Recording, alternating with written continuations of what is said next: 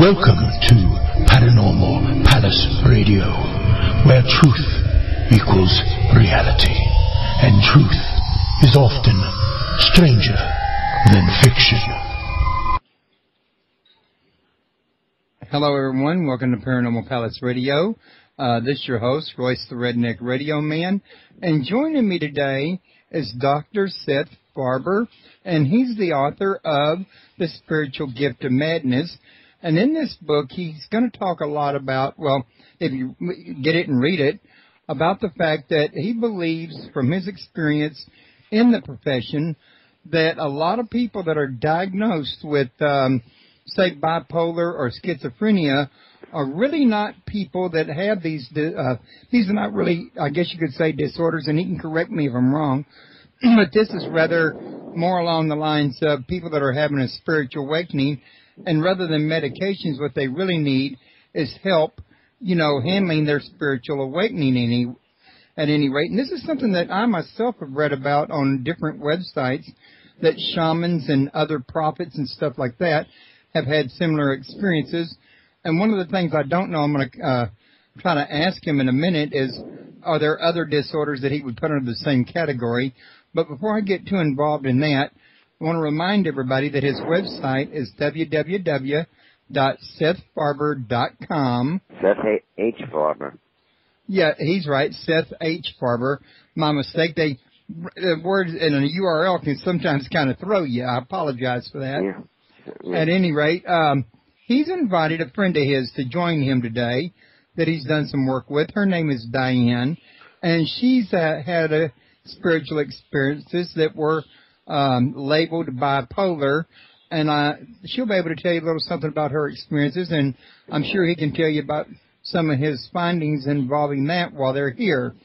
Also, don't forget to share my link. It's www.paranormalpalace.com.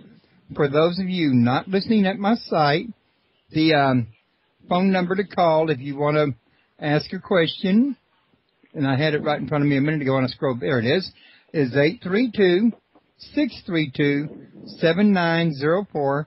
And if I don't answer that line right away, it may be that I'm just waiting for a break in the conversation to answer the phone, instead of interrupting my guest. So be patient.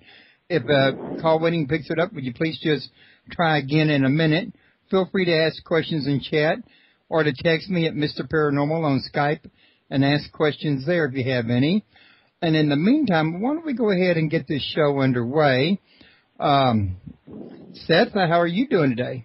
Okay, thank you. Well, I want to thank you for coming to my show. This is a topic that, I haven't got to read your book yet, as we discussed earlier. However, it holds a special place for me because I have a son that was diagnosed as bipolar, and my wife has been going through what she says is clinical depression, and I don't know if there's a connection in that or not. In fact, my wife just now joined us. So, being that I deal with this in person in my life, and, I agree with you in as much as I understand that there is no chemical imbalance. Yeah, well... you're the first time I've heard mention that this could be a spiritual thing. So naturally, I want to learn more about it. So why don't you tell us what got you involved in this, and we'll start there. Well, I started off, I decided in the 70s that I'd become a psychologist, so I did, and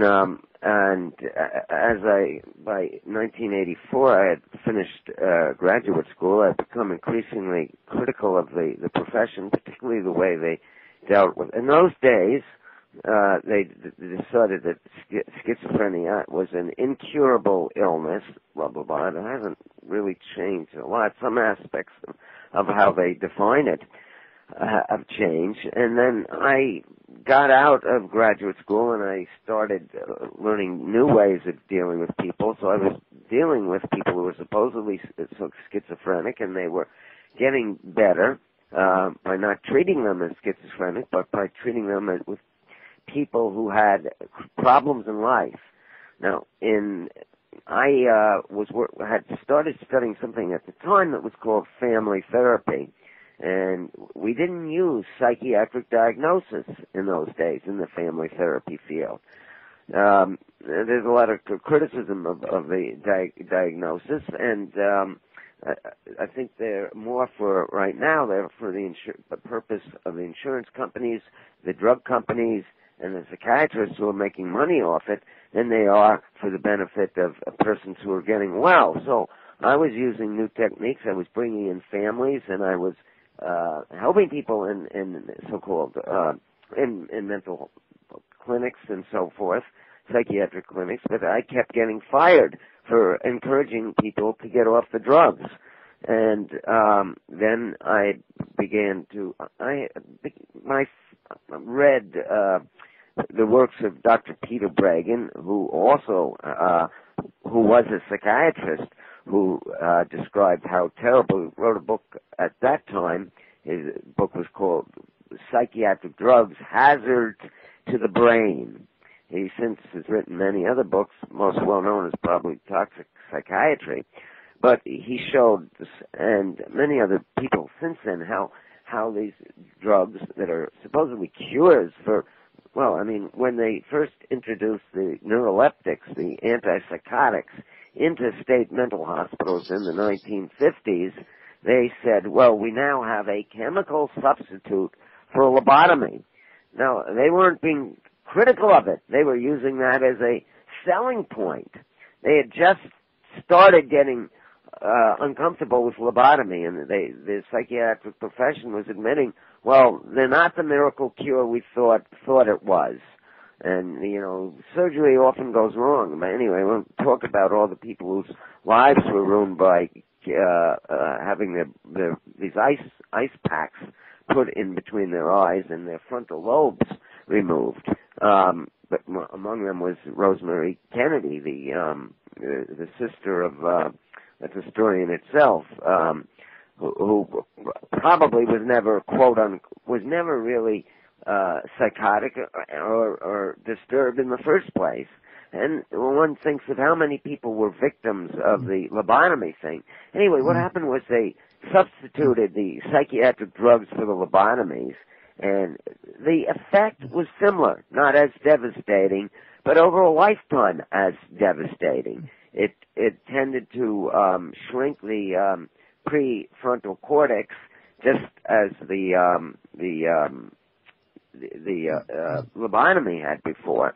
So they were lobotomizing. We're taking lobotomizing drugs that were admitted as such by the people who introduced the drugs into the country. So I'm reading this stuff, and I'm meeting people as a therapist in the clinic who are telling me they have schizophrenia. I'm saying, no, you don't have schizophrenia. I had also studied the works of a man a psychiatrist, who wrote the foreword to my first book, Dr. Thomas Saz, a great psychiatrist, a great thinker. And more than anyone else, I think he has undermined the idea that, I mean, this is only one idea. I like to say there's a common expression in certain fields, the map is not the territory. So I like to say that the map is not the territory, and that by calling what Thomas Dawes, problems in life, by putting these labels on it, schizophrenia, bipolar, you're not mapping the territory in a way that you're going to be able to get out of that situation.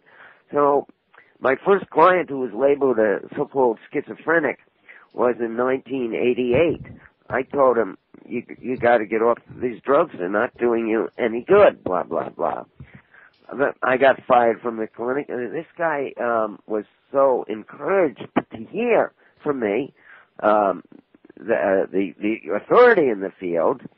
And, you know, I had read books by Thomas Oz and others, so I was applying the ideas, people like Jay Haley, who was a family therapist who worked with schizophrenics, got them off of drugs, got them back into functioning, got them off of the psychiatric drugs.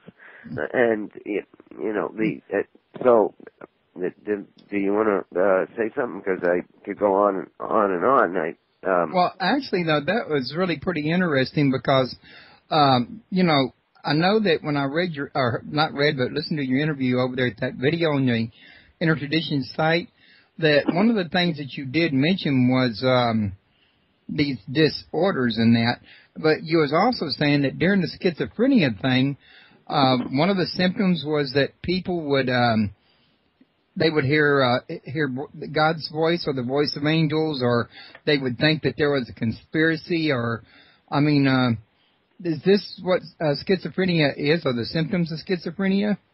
Well, certainly one of the most common so-called, if you look in the DSM, the thing they always, I like to say, a common symptom is auditory hallucinations almost all the time. What they call auditory hallucination. Now, in my latest paper, I like to give the example.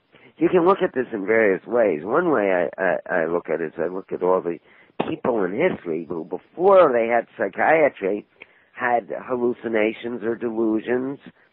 And the other way is to look at the people, like my first client who was supposedly a schizophrenic. He had a voice, we'll call him Tom. I didn't get permission to use his name, so I'll call him Tom. And the voice was, saying some pretty intelligent things. Now, the voices don't always. Sometimes they just say to the person, you're a piece of garbage over and over. But in his case, look, I said, Tom, I think you, there's really not a problem. Now, this was a revolutionary thing for me to say to him, and ended up me getting fired eventually. But because I said this to him, he is now a healthy, well-adjusted, then he was 20 years old. Now he's about, this was in 1989, so now he's about, he was 25 then, he's about 5 years old now. He is a healthy, and the reason I know this is he called me 10 years later, and we're in touch now. But at the time, the mother was threatening to sue me, and Tom was one person who had these kinds of experiences, and because he got off the drugs, and many of these experiences were spiritual, I'll go into that too. But I just wanted to give the example of a real life person. Now to go back to the famous people, let's take the Christian tradition first. I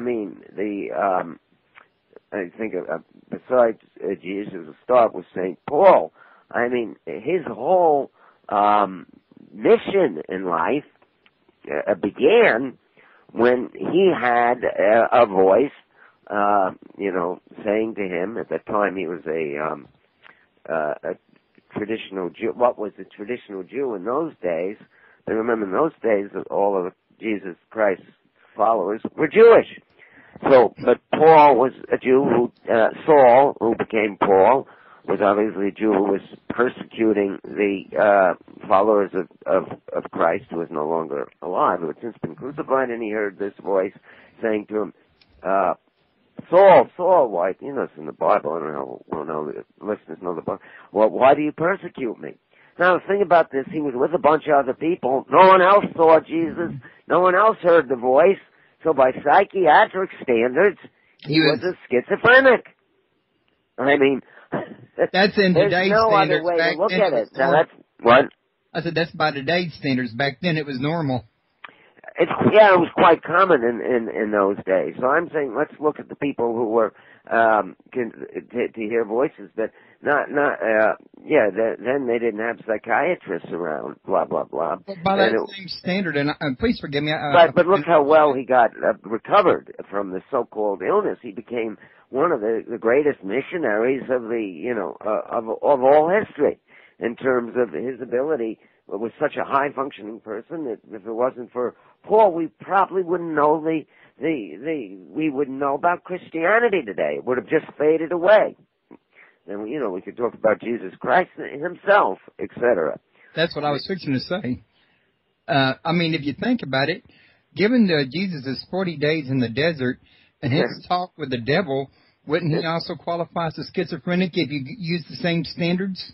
Yeah, and in fact, I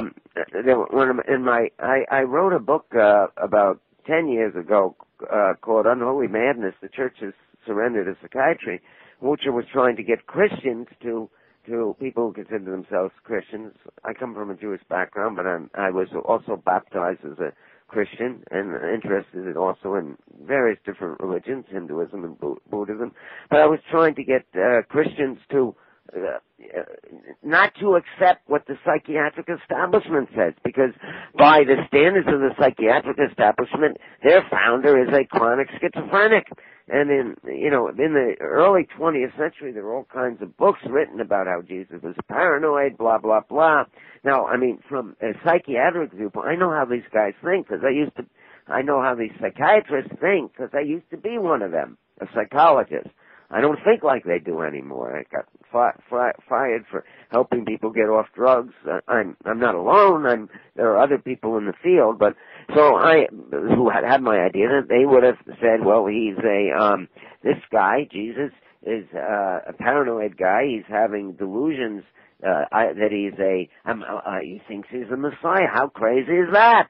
And a psychiatrist about 15 years ago said, it's too bad that we didn't have modern psychiatry around in the time of Jesus. Jesus wouldn't have been able to have been cured and go back to his trade as a carpenter. Don't say that in the church today. That'll get you in trouble. Well, I'm not saying it as a critic of Jesus. I consider myself a Christian. I understand. I was just kidding. Oh, yeah. I thought it sounded funny. Yeah, but I mean, they can't stay in the church because they've all bought into psychiatry. That's the problem. As I said in that book, you have to choose. Are you going to judge Jesus by the standards of modern psychiatry, in which case Jesus is a pygmy? Are you going to judge modern psychiatry by the standards of Jesus? I think whether you're a Christian or not, you'd have to say, well, I take the standards of Jesus, and in which case the whole modern mental health system stands condemned, because any kind of unusual spiritual experiences are seen by them as a sign of pathology. And in my new book, I'm saying how many potential Jesuses, how many potential St. Pauls, or, we could look at shamans, if we look at different kinds of spiritual cultures, are there that are being disabled by the psychiatric system and by the poisons that the psychiatric system, well, Diane, who's here with us, what would have been disabled if she had listened to them, if she had believed that they were right, that she was schizophrenic. She would, a bipolar, in the 80s, everyone was called, when I started, everyone was called schizophrenic. Nowadays, they got 6 million people they labeled bipolar. In 1950, there were 55,000. Now they've grown to 60 million. How'd that happen if they're doing such a good job? That is a huge chunk. Yeah. And I mean, you look at something like that. Now, I heard you asking this of the other guy in that interview the other day, and he never really responded to it directly. But I was sitting there listening to it myself, and I'm sitting there thinking... I don't even know which interview it was, because they didn't tell me which interview. But, I mean, one of the things I think you were trying to get through to him was the fact that there's been a huge explosion, and people need to answer for why has so many people gotten in this condition in such a short period of time after thousands of years of the condition not even being known as a condition. Yeah. And it's a valid question. Yeah. I answered it in my book. Yeah. I think Seth touched on it a little bit, and I think that when you start pathologizing something that we always put down as just life problems, and this is just a result of that. If you pathologize someone who has had an extreme circumstance in their life, and they need to take some time to get over it. Like you.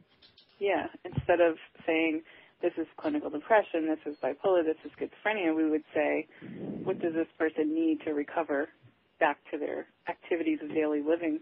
Yeah, exactly. Well, it seems to me like they're more interested in labeling and medicating than they are anything else. Well, because they get money from it. They have a chronic, if they say that it's a disease in your brain and it's a chemical imbalance, then if you go off this drug, you could be suicidal. If you go off this drug, it's like insulin. Yeah, they told you that, right?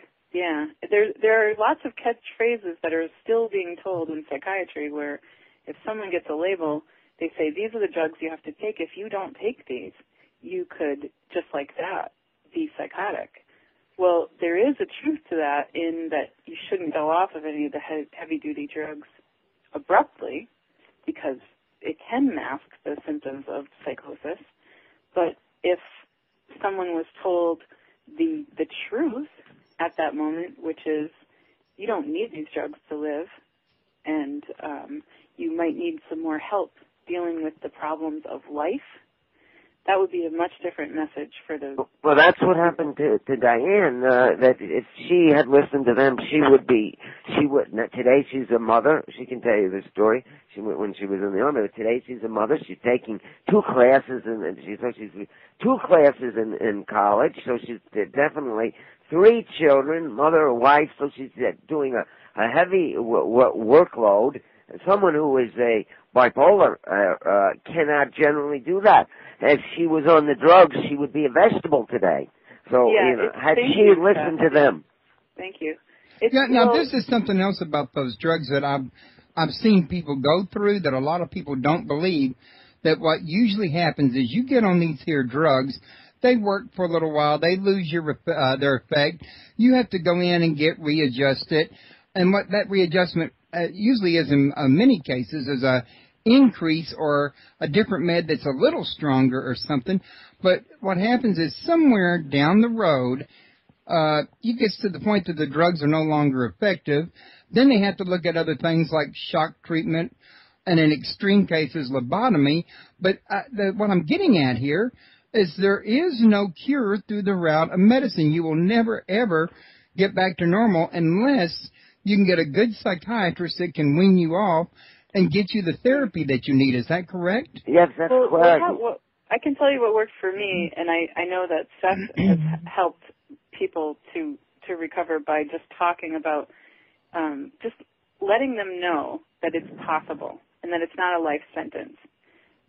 What happened with me while I was in the Air Force, got this label, when I came back to my community in Northampton, Massachusetts, I met a group called the Freedom you have to Center. tell them your label. They told you were bipolar. You had how many psychiatrists say it?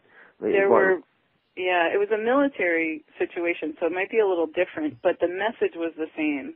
You have to take these drugs for the rest of your life. And the impact of that diagnosis hurt me. It sent me to a place that I never would want to be again. And it wasn't until, I think, 10 years later that I met people in a support group called Freedom Center. And, well, Diane, mm-hmm. I was going to tell you, I can actually relate to you because I was labeled as ADHD hyperactivity disorder when I was a kid, and I was put on Ritalin. What decade was this that you were labeled? What decade? Oh, my goodness, it was... Well, I'm 52 now, going on 53. Yeah. And I was about 8 at the time.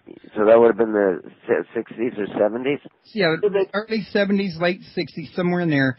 Yeah. And they had put me on Ritalin. It's when they first came out with it, when they first discovered that, that speed would slow somebody down that was hyperactive. And they told me that if I did not stay on my... medication, I could not control my temper, which I had you would not dream the kind of temper I had and the trouble that it caused me. But what really, the term that they did to me, very specifically, was telling me that, and my dad believing them and him reinforcing that, because during my whole life, I never was taught to take accountability for my temper, blame on the medicine, and go through and wreck everything. And, I mean, you would not believe the damage that it caused me before I finally come to a point that I discovered that getting a relationship with God made me not need the medicine anymore. Oh, yeah, exactly. So I can relate to where she's coming from. Do you remember how old were you when you discovered that would be... Well, see, the thing was, I went off my medication when I was 14 because Dad couldn't afford it.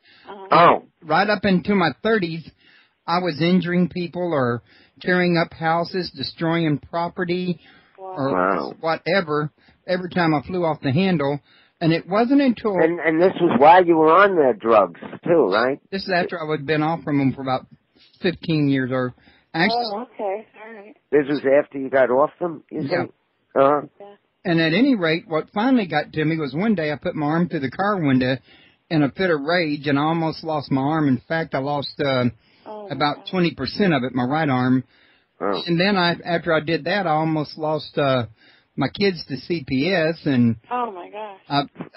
Child I even almost lost my wife. And well, during all this here stuff going wrong, I Oh. started reading the Bible. Yeah. I used to take it with me to the beach. Oh. No, yeah. Now, I'm not a big on Christianity, and I'm not a churchgoer. Matter of fact, I'm kind of against religion. Uh-huh. But I do believe in God. And Yeah. while I don't think the Bible's infallible, I do think it's got a lot of good material in it. Mm-hmm. But I shared all of that there to say, you know, I know from personal experience that a lot of what you're saying here is true because it held true in my own personal life, in other words. It resonates with you. Yeah. Is your wife on the line? No, she's not, but she's in the chat room. Where did I put that? Yeah. And now, can I ask you, is your son, how old is your son? He's about 21. Yeah, how's he doing? He's doing pretty good now, Yeah. but he wasn't for a while. I'm glad that you're hearing this side of it now, for his benefit, too. So you two would really recommend, though, the same thing to people that are on these medications.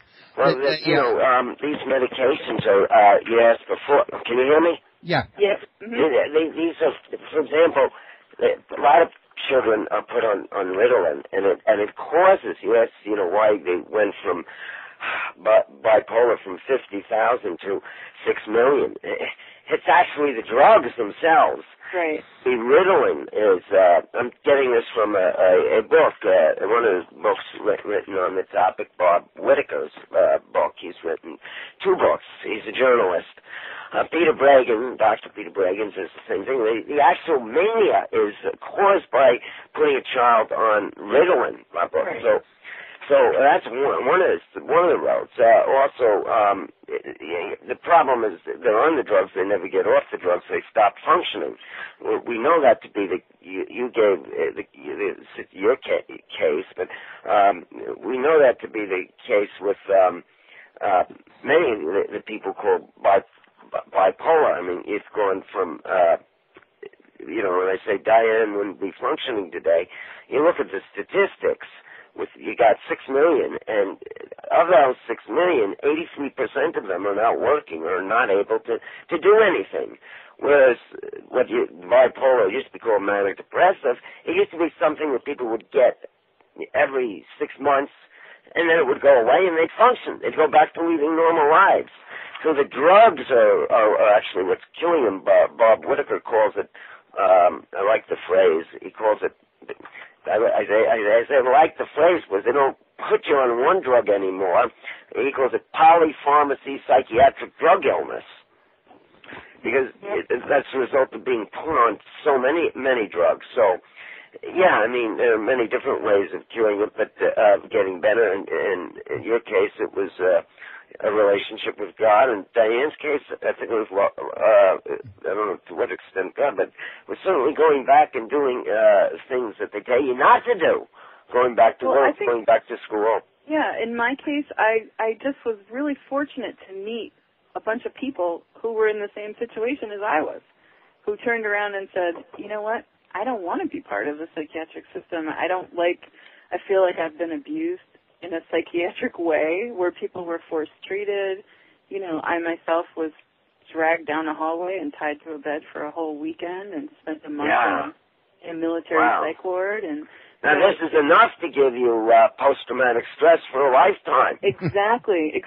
So meeting people who were talking about, there's a lot of jobs in Western Massachusetts that are for people who want to do peer support. There's peer specialist trainings. There's things that you can do to reach other people who are in the same situation, like Seth's book, who goes through, these interviews with people who have been through the same situation. They've turned around and said, you know what, I'm going to make my own choices. I don't want to be force-treated. The idea that someone could go in and operate on your brain is just unbelievable to Against me. your will, nonetheless, because Against your will, of course. once you've been diagnosed as being beyond any point and that you're not judged able to make a decision on your own, you sign papers usually allowing them to make the decision for you at a certain point. Yeah, unfortunately. Well, basically, that happens the minute you step onto a psych ward. Which I was put in a psych ward when I was 8 years old. Oh, you were put in a psych ward yourself. Oh, my God. In addition to that, I was in and out of various adaptive behavior homes all through my school years. So. Oh. Because so you're a victim of psychiatry too, then. Yeah. Right. Because our parents just thought that the doctors were like God. Well, this They is thought what the interested doctors- me and yeah. why I told that lady over at Intertradition Bear that I would be interested in talking to you, because I felt like I could relate with this here and that I could talk to y'all about it intelligently. Thank Yeah. you. Thanks. Yeah. Yeah, thank God you well, got out actually, of it's it. good to talk to someone who's had the experience too. So you're living proof that psychiatry is wrong, also. Right. I'm also living proof that you can recover without the medication. Mm-hmm. Yeah, that's what I mean. I mean, look, that's another thing that needs to be known. And what happened with the medication was, and why there's so many more people on the medication than there were in the 70s when I first started school. They weren't like millions of people on psychiatric drugs. The psychiatry made a deal with the devil in 1978. What happened was, in the 60s, there were a lot of new therapies. I mentioned the one that I did. I was curing people. I don't like to use the word curing, but just so I don't have to use fancy philosophical terms and we'll just say curing people. I mean, people were getting better because I was helping them work out problems with their families. I was doing all these kinds of things. What was I going to say? I lost my train of thought here now. They had like the Soteria house, and they made a deal with the devil. Oh, yes, psychiatry, thank you. In 78, they decided, because there was so much competition, they were going to put an end to the competition. Like, they stopped. Diane mentioned Soteria House. That was a place where people were going and being cured without drugs. They stopped funding it. And in 1978, psychiatry voted to accept contributions from the pharmaceutical companies. And today, they're almost wholly subsidized by the pharmaceutical company. I mean, probably half at least of the APA's income comes from the pharmaceutical companies. So well, that was National Institute of Mental Health, so it's not just APA, it's National Institute of Mental Health, too. Now, the thing I want to point out to everybody listening here is that you, Seth, are not just a layman that's telling everybody this. You are actually in the field by being a psychologist. You're not a psychiatrist, but psychology is still a sister field, you might call it.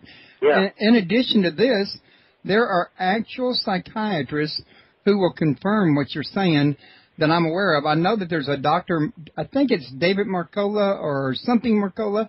And there's a handful. Yeah, there's a handful. And there's another man. Yeah. I haven't heard of Marcola. There's also another man who's been in psychiatry for 30 years. He's known as the Conscious of Psychiatry, but I forgot his name. Peter Bregan. That's the one, him. Yeah. And he's actually gone to court to fight for people under these situations. He's been a great. Yeah. So what I'm pointing out to all the listeners here is that this isn't just rumors or, scuttlebutt, whatever you're picking up on the street. This is stuff that's actually going on in the psychiatry field that's not common knowledge, in other words. Yeah. Mm-hmm. Yeah, that's true. Unfortunately, because the psychiatric profession has been so corrupted by drug company money, there are very few of them today. Peter Bregan is one of them, and he's the one that wrote the book. He's the one that Toxic Psychiatry is the book by yes. Chronicles how once they started taking drug company money, they became a lobbying instrument for pharmaceutical psychiatry, and that's when you switch from putting you switch from 100,000 people on drugs to millions of people on drugs. And that's when you switch from people on 1 or 2 drugs to people on 5 or 6 drugs. I mean, by the way, in my book, there's an interview with a psychiatrist who's written a couple books. I don't think they're I don't think they're for the layperson, but his name is Dr. Peter Stasny, and there's a 50 or 30-page interview with him in the beginning of my book, The Spiritual Gift of Madness, and he talks about why how he's been successful not using drugs and trying to find ways. And I would encourage people to get a copy of Seth's book just for 2 different reasons. I have my copy here in my hands, and I know a couple of the people who he interviews in this book, and that's exciting for me to see their stories in print and to get the word out that, recovery is really real. And another reason is just for the historical, the entire title of the book is The Spiritual Gift of Madness, the Failure of Psychiatry and the Rise of the Mad Pride Movement. And it really goes into the history that's happening right now and the things that we don't see in mainstream media. That is it's sad to me when I don't see anything covered ever about this movement. Where I'm glad you brought that up. Yeah. And, which, by the way, I was going to ask about if you could email me a link to that movement that I could put on my website. Sure. There are lots of conferences. You can look up your city, which would be the best? Which would be, Diane, the best group? I guess either Mind Freedom or Icarus Project, right? I could tell you a list off the top of my head of 10 different organizations that are working on. And it's not just in the United States. This is an international movement. There was a big protest in Philadelphia last weekend against the DSM-5 that just came out in the American Psychiatric Association, where Jim Gottstein from Psych Rights in Alaska. A lawyer who was told he was schizophrenic and would never be able to function in life, and then went and got his law degree. Yeah, and I can email you all the links for International Network for Treatment and Recovery, National Association of Rights Protection and Advocacy. All of these groups are out there trying to collect these stories, and the personal narrative. If you read a story and it resembles your own, and you see that the person is 10 years down the road, they're off the drugs, they're a contributing member of activism within this movement, it motivates you to get your own story together and talk about it. It's good. Your wife was labeled bipolar how long ago? No, not bipolar, just depressed. Oh, that's right. Okay, see, she couldn't get off of depressants now if she wanted to because she's now been diagnosed with fibromyalgia, and one of the things that they use to treat it is also an antidepressant. It's an antidepressant, right? Yeah, I'm familiar with this. You can talk to her about, and I'll give you another link too. It's a free download to a book by Will Hall, who was diagnosed with schizophrenia. He's now a therapist. He's a loud voice in this movement for the toxicity of the pharmaceutical drugs. And he wrote a book that was edited by 40 different people within this movement, and he has a free download, and it's called The Harm Reduction Guide to Coming Off Psychiatric Drugs. And it talks about tapering down and being on a minimal dose and just a lot of peer support type conversation. There are a lot of books that are out. This one is, I guess, has the advantage of being not costing anything on helping people to get off of psychiatric drugs, because the longer they stay on them, particularly if, I don't know, hopefully your wife is not on 10 or 5 or 10, the more they're on, the more deleterious the effects are going to be on your brain and on your general physical health. People are dying 15 to 25 years earlier as a result of the drugs. Well, what would you say to somebody if they were sitting there, looking at me, and I told them, hey, I know you're under depression, but if you was to go to a psychiatrist and see if they would lessen the amount of your meds or wean you off from them, you could do a recovery like I did from my ADHD, and I haven't been on meds since I was 14. I'm 53 now. Yeah. And they said, well, that's you. That doesn't apply to me. That'll work for you, but it won't me. What would you say to such a person? I would tell them to go to look in their community, your local community. Look in listings for support groups for people who are going through the same thing. I think the voice of peers within this movement worked for me personally, but I'm not a psychologist. It just helped me so much, and it still does, especially with Seth's book and going through people's stories. It makes me see the positive in it. And it's just I've written several books, but this is my second book that has interviews with people my first book was about 7 people has interviews with 7 people, all of whom are labeled schizophrenic. Now that is supposed to be the worst diagnosis. And all of those people were off of drugs, and most people that, your listeners or someone you might tell this to, might be unaware that around the country there are at least several thousand people. It's a small minority, but they could considering, but it still proves that you got 7,000 people who are told they're chronic schizophrenics and are functioning better without the drugs. In fact, you look at the data on that. We have data, studies done on so-called schizophrenics and bipolars, and it shows that you compare the groups that were on the drugs with the groups that were off the drugs. Both groups of schizophrenics and bipolars, the people who were not on the drugs, were able to find. This was a study that was done. After 2 years, it was not much different. 15 years later, something like 80% of the people who had not gone on the drugs were working and had relationships. Were like 10% of the people who were on the drugs were able to do that. Like 90% of the people who were on the drugs were disabled. So mentally disabled as a result of the drugs. So, I believe, it's all a matter, in most cases I've seen, it's all a matter of will. I mean, once there is a will to get off psychiatric drugs, unless there's an actual physical disease, but in most cases they're not. They're just psychiatrists coming along with their labels. Anyone can do it, except... And people are just believing the psychiatrist simply because they have a degree. Yeah, and they have all this advertised, right, because they have it. We look at doctors are God in this society, and then they turn on the TV and they hear this stuff about biochemical imbalance. That is a myth. As we said in the beginning of the show, I could quote you from psychiatry textbooks that says there's no such thing as a biochemical imbalance.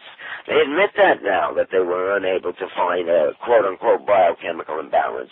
And yet the majority of the people, you stopped 100 people in the street, I'm sure you asked them, what do you think about causes schizophrenia or depression? They say, well, it's clearly biochemical imbalance. Okay, here's a 1979, a report of the Surgeon General on mental health, and he says that the diagnosis of mental disorders is often to be more difficult than diagnosis of general medical disorders, since there is no definitive lesion, laboratory tests, no abnormality in brain tissue that can identify the illness. And then we have a textbook of clinical psychiatry that says that there is no evidence of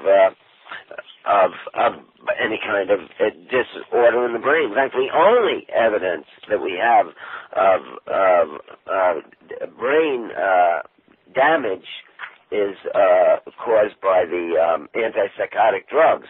Then we find a shrinkage of the frontal lobe tissues. They claimed at first this was due to schizophrenia, and then they found that it was not true of so-called the few schizophrenics who were not on antipsychotics, but all of the ones on not all, but the majority of the ones on antipsychotics had these shrinkage of their frontal cortex of the brain. So the brain damage is that is caused by the drugs. People don't know this. They think that they hear between their trust in the psychiatrists, and also because they think psychiatrists are like other doctors who cure heart attacks. You have to look at this profession as such a miserable rate. Ask yourself, what's the rate of curing diseases? You know, I think doctors in working in cardiologists would be out of business if people were dying worse. They'd save people's lives. But the mental health profession, you know, you go from 15,000 people to, okay, you had in the 1950s people who were depressed. We take the combination of either depressed or anxious, you had something like 50,000. Today, that's 40 million people who are suffering from either depression or anxiety or disabled by it. Now, these are not, if you're getting word, at some point someone's going to have to say, okay, they have all these diplomas on the wall and they go on television and so on, and they have to ask themselves, how come people are getting worse rather than better? Okay, now, Seth, one of the things I wanted to ask you at this point, and that you did bring it up, is while it's true that they have not proven that there's a chemical imbalance that causes this, aren't there things that you could do to cause a chemical imbalance in your own brain, like, say, drugs, or always feeling sorry for yourself, poor spiritual maintenance, things of this nature, and then that could lead into the drugs from a misdiagnosis? Sure. Well, yeah. Sure. I mean, I can talk, just personally, I can talk about lack of sleep. I was always an insomniac my whole life, and the thing that caused me to be lassoed to begin with was lack of sleep. I went, 9 days without sleeping, and I think when people do get diagnosed with bipolar, it's they call it an episode, and that usually involves a lack of sleep, because all of a sudden you have an energy that just is overwhelming, and you need to process that, and you could go on and on and on for days without coming down. Yeah, you can think of how many people who ended up in psychiatric ward just because they didn't get enough sleep. In that case, I'm in favor of drugs. Being able to take a sleeping pill or something every now and then. There might be a chemical aspect to that would be an individual thing. Like in my case, I discovered the all-natural melatonin, and if I can't sleep, I can take that. Earlier on, when I was trying to get off the psychiatric meds, which, I wasn't on for very long, but, a couple years, in 91 and 92, I was on a, heavy-duty antipsychotic, something that they told me would either wreck my internal organs, an endocrinologist told me that, or it had already affected my thyroid, that it would make me drool and shuffle when I walked if I kept taking it. So, of course, I wanted to get off it. I tried valerian root, and there's other homeopathic remedies and herbs that you can take. Melatonin works for me, but you should have the statistics in front of you of the years that this is going to take off your life and the toxicity involved in these drugs. And there's something called a black box warning that it's a big legal fight right now for people who it's wrapped up in suicidality and coming off drugs abruptly, and just the sheer toxicity of the drug. It's complex. Right. The legal battle. Yeah, but it's true that once people start doing things, it becomes a vicious, self-perpetuating cycle. So in that way, it could affect your brain chemistry. Yes, I believe so. Yeah. Well, I don't think there's any evidence. The only evidence we have of any changes in the actual brain tissue is that caused by psychiatric drugs themselves. As I said earlier, the so-called antipsychotic drugs. I should mention the kind of drugs, Zyprexia, Risperidol, you know some of them, Diane, I get the list of all the new ones they have now. Right. Okay, well, I got a question for Diane. And Diane, I didn't mean to talk over you. I do apologize for that. That's okay, we do this. Well, I mean, you can't see each other, so it's kind of hard not to sometimes. Yeah, it's fine. But fine. Thank you. I appreciate you, talking about Seth's book. I think it's really exciting. Okay. Now, what I wanted to ask you, though, was how long have you been off your medication? Well, I never actually, it's funny because people say off your meds, and that's something that we see in the media a lot, as if there was a specific set of medications that someone could take that would be like a magic cure for them. When you see in the headlines, this person did something that was destructive or awful or whatever, because they're quote unquote off their meds, I never really had a set of meds that I took. Yeah, but you were taking listen to how long you were. Yeah, when I first was diagnosed, I was in the Air Force, and it was 1990. For 2 years, I took lithium and for a little while. So I did. 2 years you were taking drugs. Yeah, 2 years, and then I psychiatric drugs with medicine. Yeah, because, and I did take those because of the same kind of things that we're talking about. They told my family that I needed to take lithium because I was bipolar, and that's like insulin to a diabetic. You have to take that for the rest of your life. So my family believed that. When the military psychiatrist said that to my family, they believed it. And they enforced that. That made me into kind of a mental patient frame of my life. And until I started to really have some severe side effects from the lithium itself. Well, Haldol I couldn't take. That's an antipsychotic that really, it made my world black. I couldn't tell where the floor was. It was intense. I was only on that for a couple of months, and they told me, well, you can continue to take this, and granted, you won't be psychotic, but you could possibly start drooling and shuffling, like at any moment. So I stopped taking that. And then the lithium I stopped taking after about 2 years, a little less than 2 years, because I saw an endocrinologist, and she said, your thyroid is not functioning when you're on this drug, and you're just going to continue to gain weight and to be lethargic, and it's not going to help you. So just lithium is one of those drugs that you can go off. You don't need to taper down. It's a salt. And she kind of told me, that endocrinologist told me, it's not a good idea to stay on that drug for the rest of your life because your internal organs are going to suffer. She was lucky she met a doctor. Yeah, I was really lucky. Going to turn them into soy sauce.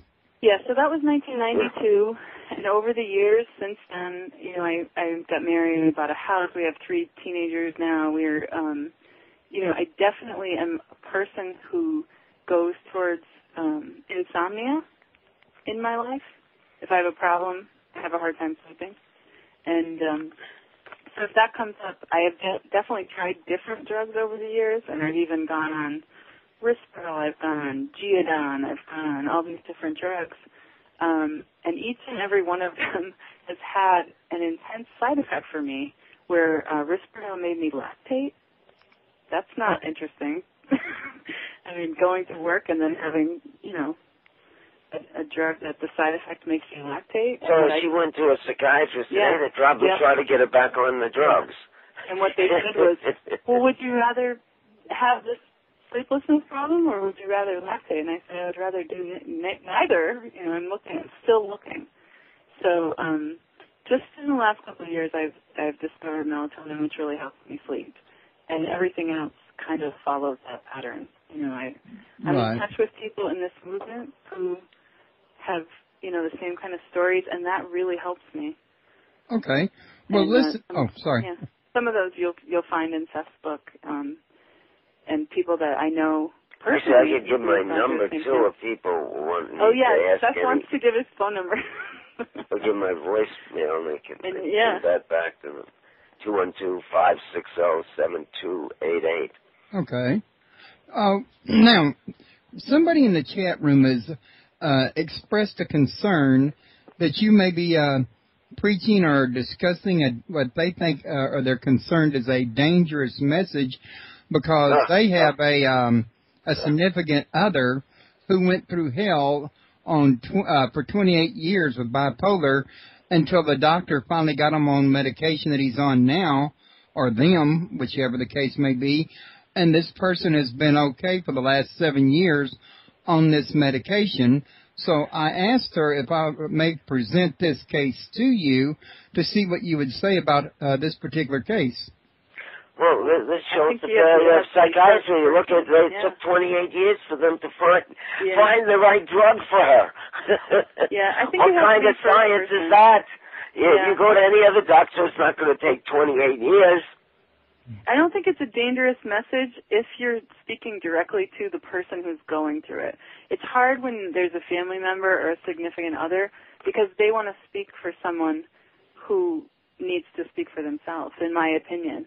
When I go to a support group, if I heard someone say something like that, I would have to say, well, could we hear it from the person who's going through it? That's true. I'm glad Dan brought that up because, Royce, I began this by saying I had a patient in the clinic I worked in 1988, and as a result of my intervention, this was a so-called schizophrenic. He got off the drugs. His mother was calling the clinic every day. She was going to sue the clinic. She was going to sue me. I ended up getting fired from the clinic. I called Tom to see how he was doing, and actually, I should say, Judge, there was another one. But anyway, the mother would hang up the phone on me all the time. She did not talk to her. I'm not saying this about your friend, but I'm just saying this happens a lot. She would not talk to her own son for 10 years because he wouldn't go back on the drugs, and yet he was doing much better, and he's a normal, well-functioning person today. Had he not have met me, no one would have told him that. He would be drooling today, and he would not be working. And if you get this story first person, like if that text was from the person that she's talking about, I would definitely have a different answer for you. Well, she says that they just recently invented this medicine. Yeah. Well, they recently came out with a new drug. I never heard of that. Yeah. You heard of that?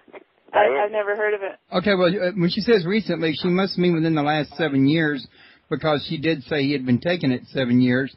Yeah, well, if it didn't have any side effects, it would be magic, in my opinion. I mean, there are these, if you do any kind of scientific experiment, there are all these oddities that it could be chance, but we don't, it's not, I'd say, maybe if it's working for this person, I'm not going to tell him to get off it, but we know for the masses of people, their drugs don't work, they make people worse, and even in this case, it seems to me to be more a story of the failure. How do they find the right drug? How come so many people were giving him drugs, him or her, for 25 years that weren't working? Well, okay, I did ask They claimed, by the way, they didn't say, you look at all the psychiatric establishment, what they say, my people in my they don't say, we came up with a cure for bipolar 7 years ago. No, they say we came up with a cure for it 40 years ago. So how come all these people were failing for 25 years with him? Okay, now I did ask this person what these meds were that he was on, and they said it was lithium carbonate, Zyprexa, Zoloft, and Wellbutrin. That person is going to die 25 years before his time if he's on all those drugs. That's an example of what I was saying before, of throwing the kitchen sink at the person. He's on heavy... Seth, what did you say that Robert Whitaker calls that polypharmacy psychiatric drug illness?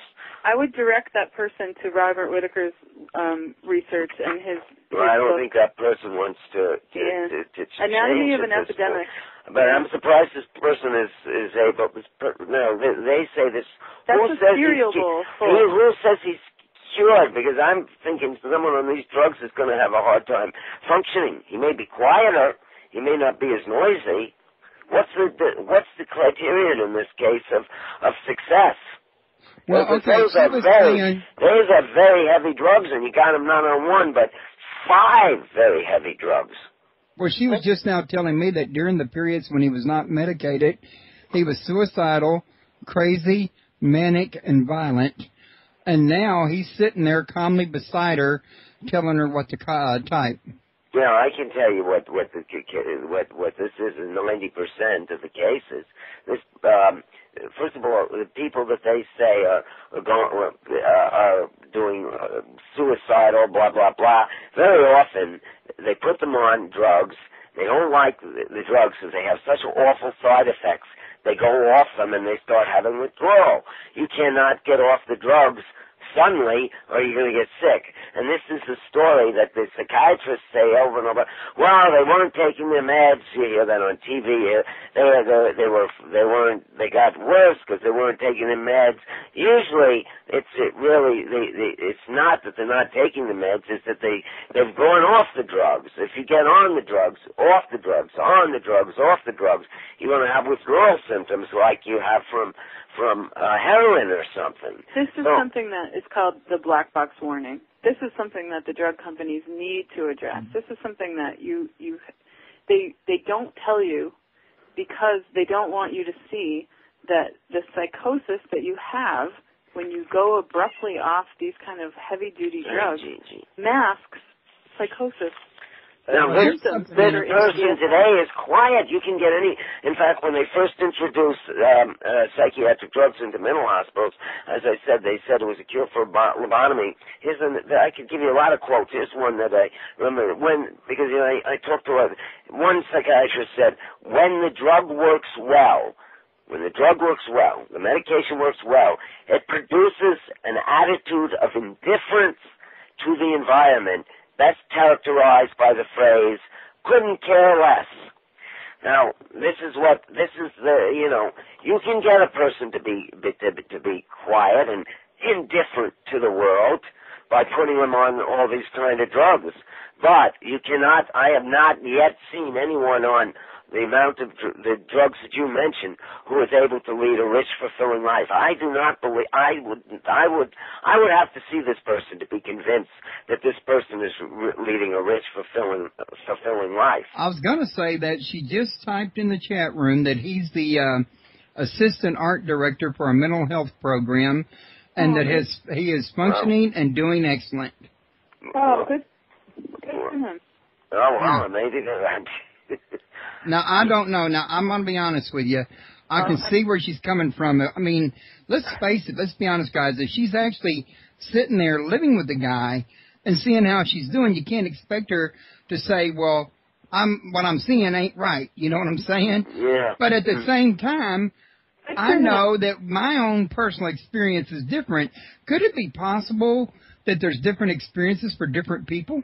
Sure, but the majority of people don't. The majority of people I've met, and I think that Hannah's met on those kind of drugs, couldn't be assistant directors. They're not able to function that well. So that's a very unusual case. But yeah, I mean, it's possible that for some reason that it's not. It's not the trend in the field of psychology and psychiatry. They're suspicious of anecdotes because they don't necessarily say.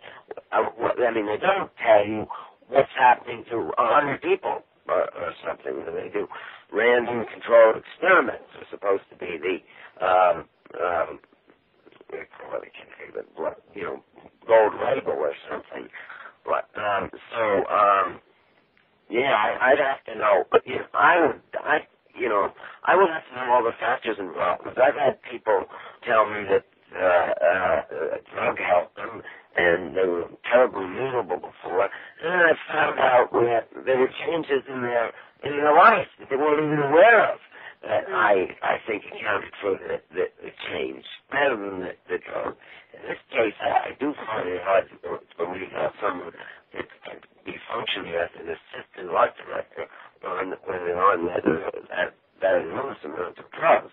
Unless, Your phone is a little fuzzy right now. Yeah, I was fixing to say that he's breaking up a little bit. I thought maybe he turned his head or something a little bit or something. I'll try the other phone. Okay. Yeah. Well, yeah. Well, of course, we're all individual, and I know a lot of people who do take a pharmaceutical drug and it helps them, and that's what they believe in. And I have no judgment on that personally, because the important part of this whole piece and this whole movement is that you get to decide that for yourself. And I think that this trend and like the whole title to Seth's book, The Spiritual Gift of Madness, is The Failure of Psychiatry and the Rise of the Mad Pride Movement. I think is if you own what you have going on in your life and you decide of your own volition that you want to take drugs, you don't want to take drugs, whatever you want to do in your life, it's not a forced treatment. And I think that that's the real failure in psychiatry, is that they force this on people. If your friend who's doing well and he's on these drugs, that's his choice. No one is forcing him to do it or not do it. And that's the part of it that I think is really positive in this movement, to talk about having the choice. If he wants to take 5 different medications and that works for him, he has that choice. I personally wouldn't say that was a great idea, but at least there are things out there that he can read and he can look at and he can see the real research. Who's the person, the relative that reported on his condition? I think it's his wife. His wife? Right. His wife is texting to the chat room. Yeah. Oh, uh-huh. Right. I think it's either his wife or his girlfriend or, something of that nature. I know the person who asked from various Yahoo groups that we're in together. And you know the person? Well, sort of know her. I see her posting groups all the time. Oh, and it was a real pleasure to see her here in my show today. It was the first time for that. But, yeah, she's really a very nice lady, and I can't help, I know she's very sincere. You're talking about the wife, not the person on the...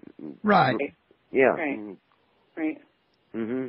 So there are millions of people out there that are in the exact same situation. I think she just typed the answer. To me, 5 drugs is a lot, but I've met people in programs where we've done support groups or done presentations for the Freedom Center where they've been on 20 different medications. They've been on 15, 25. I've met where, they're walking around and they just took a cereal bowl full of pills every morning, every afternoon, and every night. And those are the people that I want to get this message out to them that they can be on a minimal dose. Okay. They can talk about tapering, and it's not gonna mean that they're gonna all of a sudden have this disease come back, because that disease doesn't actually exist. It's just to sell the drugs.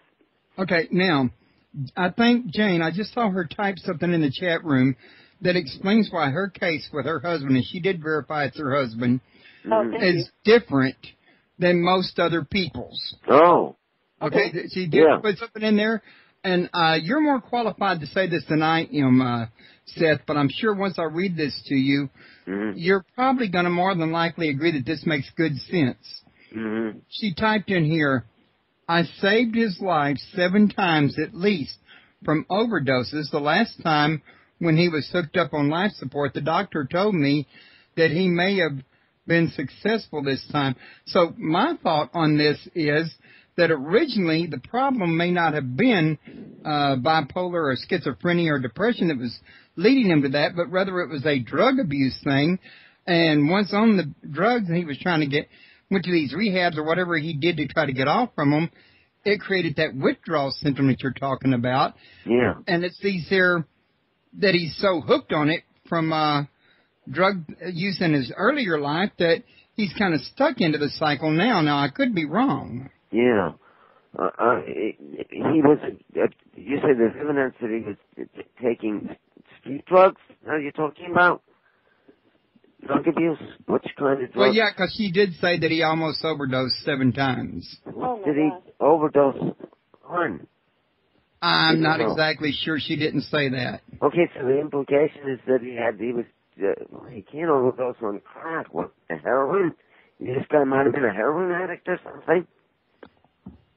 Well, you know, when you're out there on the streets, and I'm not sure what all his facts are, but I do know, like here in the streets of Houston, around all the schools, for example, you can get speed, you can get uppers, you can get downers. And you're absolutely right there. And we have someone who had a serious, if this is true, a serious drug problem. I mean, not a psychiatric drug, whether he's heroin or speed or whatever. He's addicted to, he's using street drugs that are very dangerous. So I'm just thinking that perhaps at one point he had a drug issue. And this is how it was treated, in other words. Now, she is saying no, so evidently she would not agree with that. So we don't this is like a guessing game. We don't know what the fact. Yeah, and there's millions of people out there with different stories. I mean, you're never going to be able to make a statement and with any of this. I'll make a statement I will make a statement. The majority of people who are taking these drugs are going to. Oh, okay. Now she's saying that she is saying that he would try to kill himself on Aleve. He'd take 101 Aleves. Aleve. Wait a minute. What's your Aleve? Like Aleve is a painkiller. Well, there's a Aleve is a painkiller. I'm trying to think. It sounds familiar. It's like an opiate. No, Aleve is what you buy in the drugstore. It's an over-the-counter. Yeah. Oh, yeah. So he's taking. Oh, this was a suicidal person then. Well, he may have gone off something abruptly and had a suicidal idea. Like this is like a guessing game. We don't know all the facts here. I do know that the majority of people have their lives being ruined by taking put on a medicine cabinet prescription case of psychiatric drugs. The majority of people are having their lives ruined by that. And they don't recover. The studies show they don't recover. They become chronic mental patients. I'm not going to say they're not. Some exceptions. And I don't know what the fact is. I'm going to give you an example of one person who was said to have very chronic life depression that was so persistent. She was a client that came to me for a consultation about 15 years ago.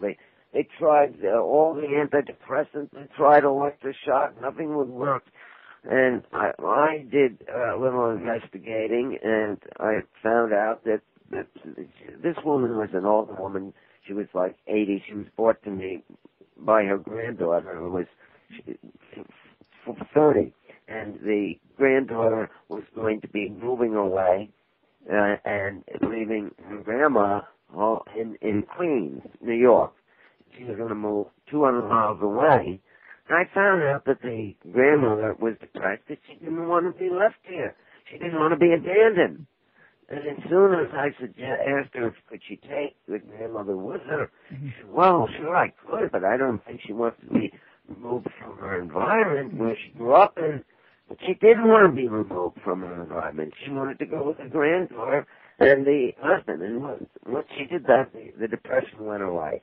So, this case after case of changing life conditions. In this case, all it was a minor change had to be instituted. Whereas they tried drug therapy, they tried electroshock, and think of the trauma that the woman was going through from electroshock. Yeah, I know there are people who say it saved their lives, but there's just as many people who can't remember their weddings because of the loss of memories of electroshock and so on. So this was an older woman who was subjected to electroshock, which is not good for people's hearts. But at any rate, all it took on my case, but I would have gotten fired. I saw it in a private practice. I would have gotten fired from a clinic for doing that because they are so dependent on the psychiatric profession is so dependent on the pharmaceutical companies. That's why I call it the psychiatric, instead of the military-industrial complex, a psychiatric pharmaceutical complex. You know, I don't know in this one case. In this case, I'm sure if he came to me, I could think of other ways of curing him. But obviously, the person is depressed about some reason, very depressed, some reason that we don't know of, and it took 25 years to find some kind of a whole bunch of drugs that cured him. Okay, now what I would ask someone is what their original insult was. The original what now? Insult, like what's the first thing that started us? Oh, where did it originally start at, the origin? Yeah.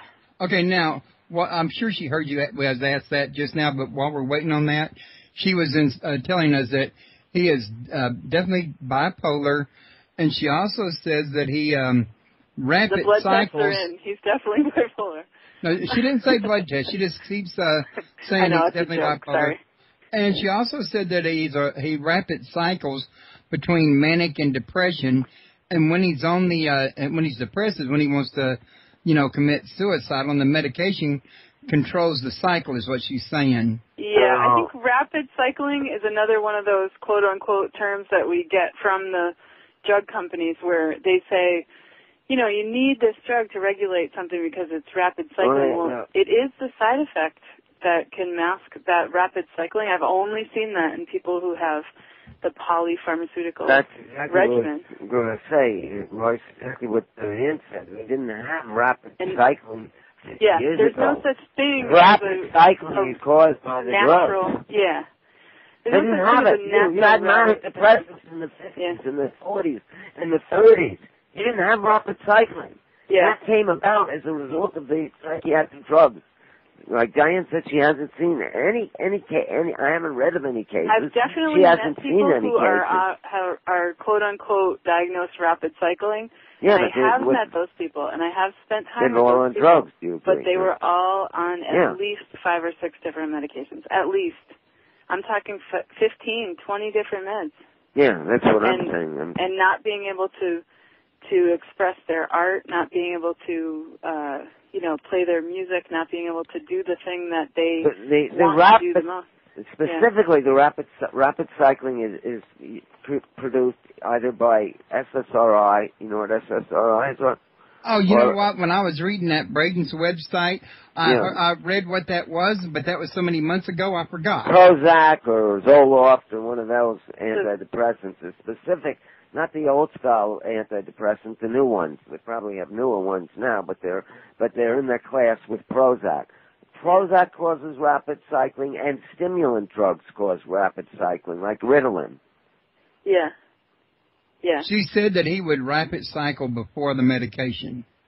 Yeah, I've never seen that before, but of course, everybody's different. I don't believe it. I've never I don't seen believe it. I don't believe it. It is hard. That's hard to believe for a few different reasons. Yeah. Is it possible to think that people thought he was rapid cycling and it was really something else? Sure. Yeah, because people grieve in different ways. I mean, I don't know what his original problem was or what triggered him. Maybe he had a abusive situation in his life. Who knows? I mean, there are a million different things that could have triggered any kind of depression or mania in this person. But to say that presented in front of a psychiatrist, who knows? Maybe they spent 5 minutes with the guy and said, "You're rapid cycling," because you were laughing before and now you're crying. It's a mystery. I don't know. It's a mystery. Okay. She said something about "we are talking for," but I don't understand what that means. Yeah. She's on the internet typing? Oh, yeah, she's in the chat room on my webpage. Well, chat room on your webpage. This show is being Yeah. broadcast live on my webpage as we're speaking. I see. Well, Seth, is interested in talking to people about their, what's going on with them individually. He can talk to someone in a support group in his community. I'm sure that there are people in his art collaborative that are going through the same thing, because you go into the art communities and there are a lot of people who experience the highs and lows of being a creative person. Okay, now she has just said that she witnessed it. I guess she means she witnessed the cycle. What she calls I rapid. mean, I was assuming that's what is rapid cycling may not be the same thing. I think that she still hasn't said, what his original insult was. No, she didn't. Yeah. But what so it's hard to tell. He could have had a tragedy in his life.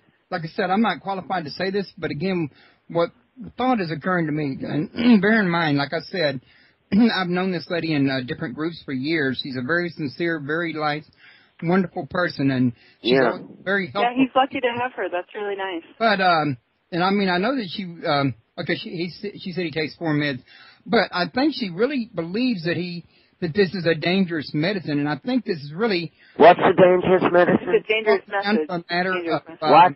I can't hear you. Say that. Okay, can you hear me now? Yeah. Okay, I'm sorry. I think it's boiling down to a matter of a communication gap, in other words, between y'all, and I don't really think this communication gap can be resolved without, like Diane said, knowing how the whole thing started in the very beginning. Right, exactly, yeah. Now, she said he started a support group that is huge, and he was a founder. Anyway, without this information of how it started, it's like you said, Seth, we're just guessing. We don't know anything. Yeah. Mm-hmm. So, but yeah, I'm pretty sure that there's a misunderstanding because I do know that I've seen what you're talking about with my own 2 eyes, and I know that I have checked it out on the Internet, and I have found your information to be true, and I know you don't have a dangerous message, even though she believes that you do. But as long as she has some misunderstanding, she's going to believe based on what her doctor said when he treated Ken or treated her husband, in other words. Yeah. For support people, you can talk to my husband all day long about the things that he's witnessed with me and with my friends in this community. And some of the things that we deal with are, abruptly going off of medications, being in situations that are dangerous. To abruptly get off. Abruptly. Well, I'm not surprised that there are going to be people. And it's terrifying to think that you could be a guinea pig. That you're a victim of psychiatric abuse, and that's a terrifying thing. Why does she think it took them 25 years of psychiatry? If she thinks they're so clever, why does it take them 25 years to help them? Like you said about that one, is they just recently came up with that, the new gave them. Yeah. That's not true. They claim they have cure. Well, I know people who have gone on Wellbutrin. I know people who have gone on the drugs that you mentioned that he's on. He's on 5 drugs, including... Wellbutrin is something that they prescribe for people to go off smoking, even. Wellbutrin can be something that they do for habit-forming drugs, like to get you off of something like nicotine. I think what might have also happened here, because of what she just said, is that she might have missed the part where we suggested that they talk to their psychiatrist about weaning them off slowly, because here's what she's saying. It is a dangerous message because there will be people who need these meds who will hear the same message that Nancy Reagan tried to preach, and it is dangerous. There are people who need drugs, and there are people who I would agree with her in as much as they tend to do better, at least in the short term with them, but I wouldn't say they need them on a long term because I know that my research has showed that these drugs have got long-term negative effects. Absolutely. And I do think that if you'll go to a good psychiatrist, they can help you come down off these drugs a little bit at a time rather than just go cold turkey. I don't think the problem is finding a good psychiatrist is hard to find. But I've been telling people to find any kind of a doctor. Yeah, you definitely have to go off it a little at a time, but you may have to find a support group or find I've talked to people who have. I should say there's another website called Alternative Mental Health that has listing of practitioners around the country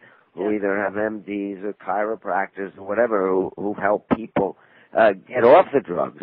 Well, is there a place that she can go, or one of my other listeners can go, that if they want to check out a psychiatrist before going to him and see if he's a good psychiatrist or a questionable psychiatrist, that they could check? I'll send you a list of links of people who would help in the research behind the medications. No, that's not what he wants. That's not what he's asking. He's asking if I don't think there is. He wants to know if someone can tell him beforehand if the psychiatrist they're going to go to is a good psychiatrist or not. Right.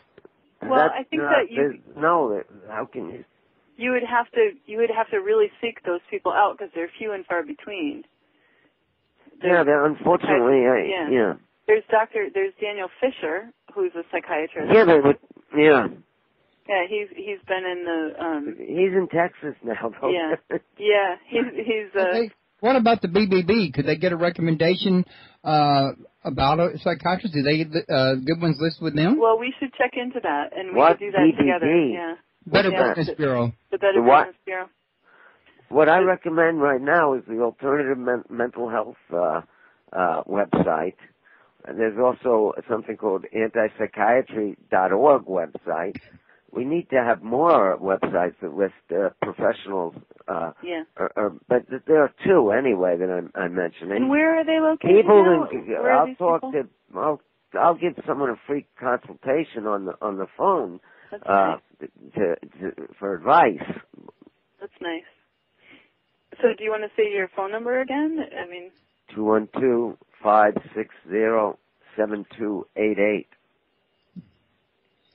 Okay. Now, also, there were, what I was going to say is the point that she makes, and I do agree with her, that, about the medicine. In other words, getting people off of it, it is dangerous if you do it all at once and if you do it by yourself. Yeah. But I think if you do it right with a well-qualified licensed psychiatrist that can do it a little bit at a time, that it could be very safe and that people could actually see the difference. But you got to go to, that's why I said, is there some place you can get recommended to a good psychiatrist, in other words? Well, that would be good if it existed. Diane, and this is the new model, did it through having a support group. I don't think you found a good psych. Look, the people in my book, as you can read my book, this book and the other book, a couple of them found decent psychiatrists, but most of them didn't. They had to get off the drugs. I tell the story here. Well, one of them didn't, but there are like 6 people in this book, and 5 of them successfully got off of the drugs. Plus, one of them is a psychiatrist who's gotten many people off the drugs. He's here in New York, so it's not going to help him, in Texas. So 5 of them got off the drugs. Only one of them had a psychiatrist who helped. And then in my first book, Madness, Heresy, and the Rumor of Angels, I tell the story of 7 people who got off the drugs. I think 2 of them found psychiatrists. So it's hard to find. Diane can tell you her story.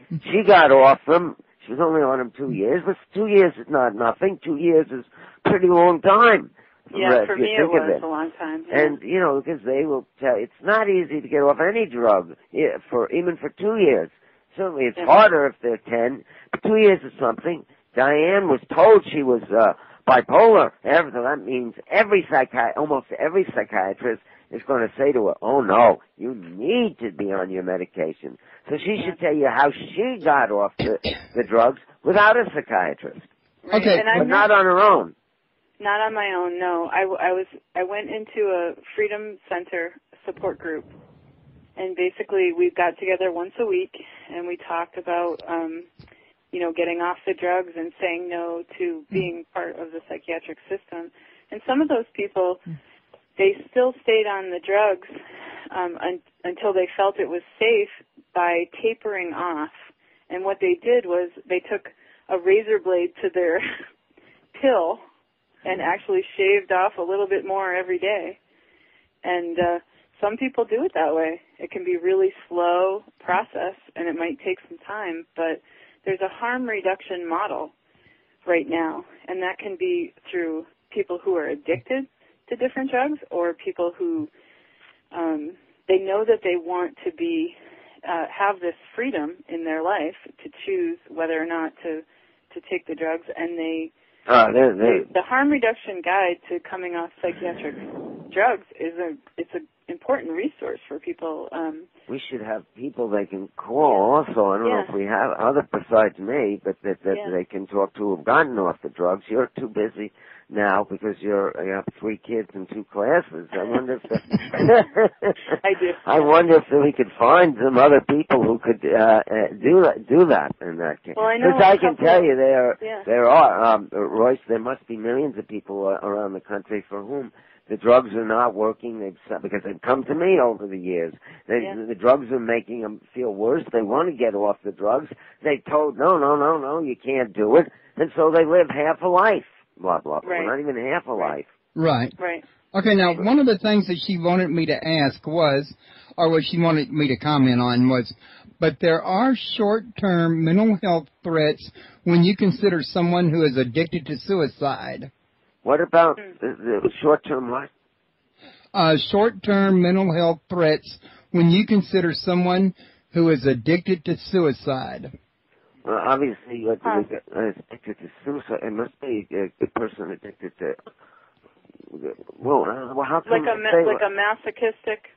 But why do they? If they were that addicted, they would have ended up dead, right? There's something missing in the picture. Well, I don't believe in addiction to suicide personally, but then too, maybe that's because I never experienced it. Yeah, well, they're doing something harmful to themselves over and over again. But they're not successfully committing suicide. Yeah. Suicidality is a complex issue. It's not something that you can say. There are no blanket statements about suicide. You can say, what this person had to deal with in their life before they started the psych drugs, I think is a really important thing, which we still haven't heard from this person what the original problem was. So we're still guessing. Of course, if someone is in the process of committing suicide, you're going to call a doctor, and they're going to end up in a mental hospital because you don't want someone you love to commit suicide. Right. Unfortunately, after that, a good treatment for most people is not to keep them on these drugs for the rest of their lives. That's the problem.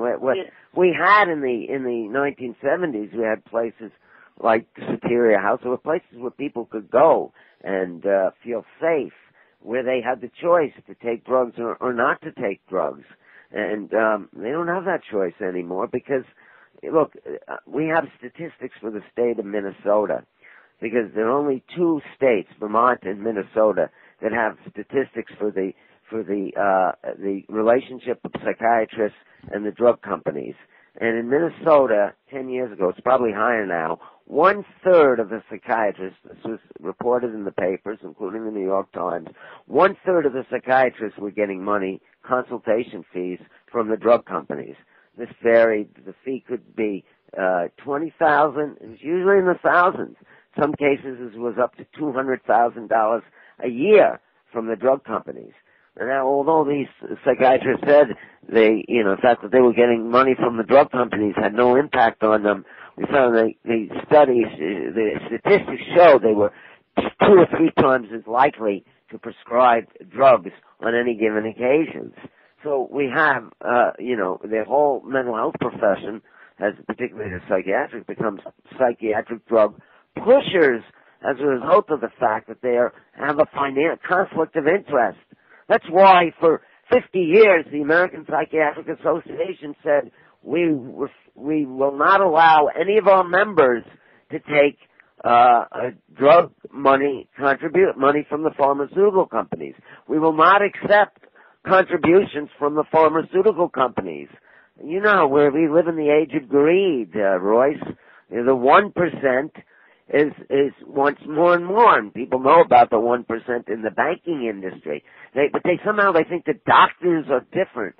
They're not different. I'm a doctor. I'm a doctor of psychology, Dr. Farber. I mean, I got out of this because I thought it was such a corrupt thing. And I got fired from getting a person who is today functioning well off of drugs, blah, blah, etc.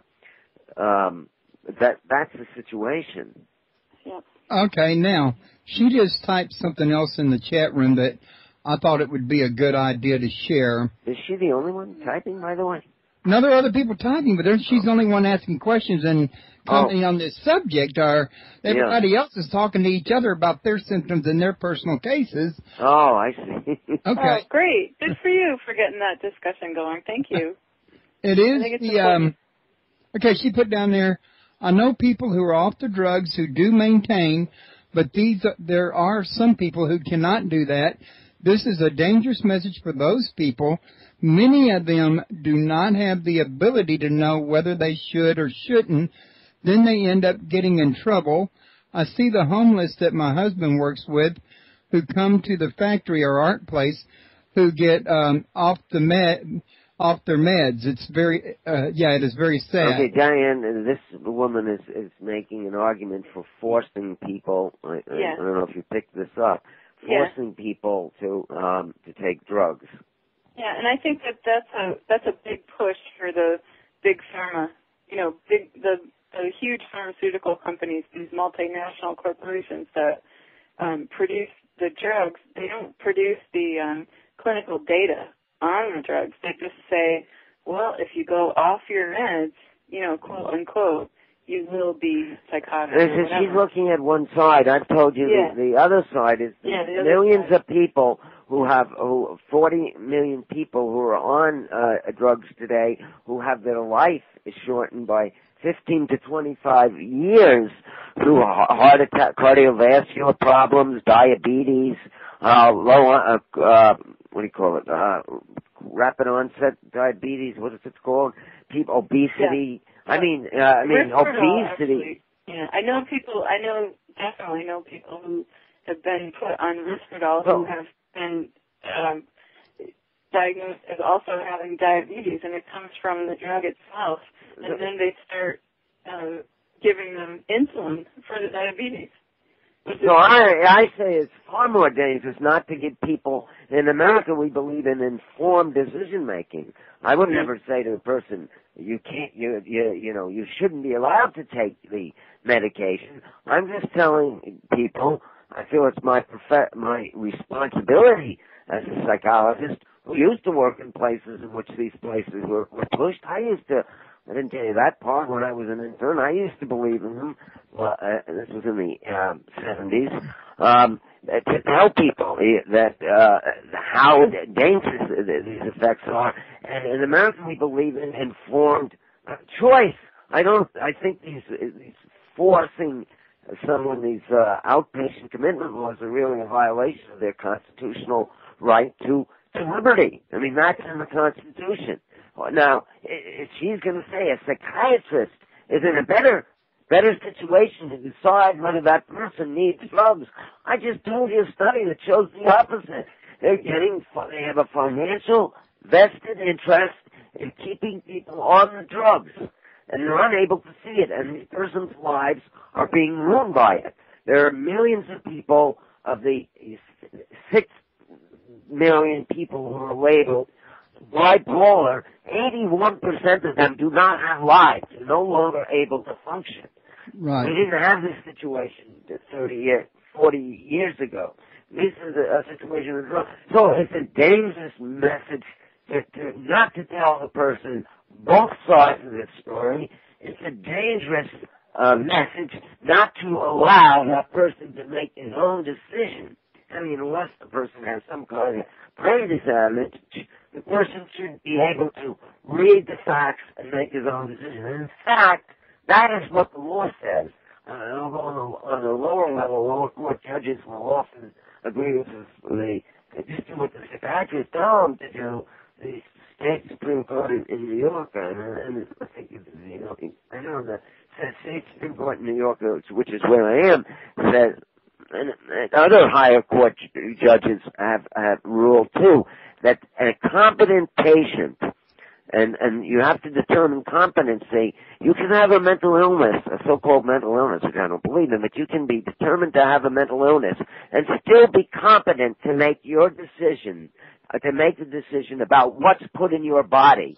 I don't want the psychiatrist telling my son, my wife, my daughter, I don't have a son or wife or daughter, but if I did, I do not want them telling them I am in a position to decide for you, because they have ruined the lives of millions of people in this country out of their greed for money, when the American Psychiatric Association stops taking drug company money, then I'll say, okay, maybe they're in a position to decide. But as long as they are involved in this, as long as they're part of the psychiatric industrial complex, they're no better than the drug pusher that you meet on the street. Are you going to let the drug pusher on the street decide whether your son takes heroin or crack? And to put that power in the hands of these people who have misused and abused that power is a terrible thing. Well said. Okay. Now, she mentioned also in the chat room that she wanted to clarify that she did not say anything about force, like forcing people to take meds or not to take them. And also she wanted to, she did say that she knows many people who were able to come off of meds, and she said that she also knows many more who are not. And that brings up an interesting thing that I would like to lay out on the table. But let me just quickly say that I do know people who've been on the drugs for so long they can't get off them. I mean, once you've been on them for 15, 20 years, it's almost a miracle to get off them. But anyway, that's just what I wanted to say before you ask your question. Well, actually, I wasn't going to ask a question. I was just going to comment that, oh, no, actually, it would have been a question, come to think of it. But it would seem to me like maybe some of the people who don't succeed in getting off is because they have a lack of confidence in themselves or lack of faith in themselves, and they fail because they don't believe in themselves. Yeah, well, they're not hearing the other side of the story also. I mean, if I hadn't met people who were recovered, who did have their lives back, who were able to work and function and have healthy relationships, and who it's hard work to first of all get past the message that's coming from the mainstream media, but then also to get past, like you said, about your father believed what the doctor said about you taking Ritalin. It's hard to go up against your family when they were projecting your life as a mental patient. You need to be on these medications. And I came across that in my own family, and that was something that was really hard to get over. It was really hard, and I wouldn't have been able to do that unless I met people who, like this woman who's chatting with you, she knows people who have been through it, who have gotten off the drugs. To look at those people, and especially in Seth's book, he outlines the stories of 7 people who talk about being part of this community where we're all educating each other. And that's so important, to be open to the other side of this argument that doesn't have anything to do with the pharmaceutical company and the money that they're making, the insurance companies and the money that they're making, the doctors who are involved. The messages that they're sending out are strong messages. Yeah. And it's hard. It's hard to believe that you can walk away from that, but it is possible. Well, I would agree with Jane, though, in this much, that if you are really, really that strongly convinced that you need those drugs and there's no way you can believe that you can function without it, then, yeah, there's possibly a danger of trying to go off if you don't have the actual faith in yourself to actually overcome it, because it really is going to take a lot of faith to do it. Yeah, that's exactly right. It's a self-fulfilling prophecy. I call it the negative placebo effect. Yeah. The positive placebo effect. Does your audience know what a placebo effect is? Yes, sir, I do. Oh, yeah. Actually, I've heard tell the negative placebo effect is they think they'll go crazy if they get off the drugs. They think that becomes a self-fulfilling prophecy, an expectation that influences. There's different concepts within family systems where there's something where if you change and you become empowered, the people in your family system can have something called a change back reaction, where they don't want you to be empowered. They want you to keep the role that you have as an identified patient, and they want you to stay the person that you are. And when you become empowered and you walk away from something that is not working for you. Like an abusive relationship, for example? Like an abusive relationship, for example, like a negative upbringing. You know, there might have been abuse in his family. And once again, we get back to that same point. What was the original insult? Why did he go into the psychiatric system to begin with? No, she still hasn't typed that one that I saw, but I have got to ask you personally, Diane, because you used that same word so many times, and I haven't understood it yet. Why do you use the word insult? I mean, is it anything similar to a doctor asking, what are you complaining of? Where does the terminology insult apply?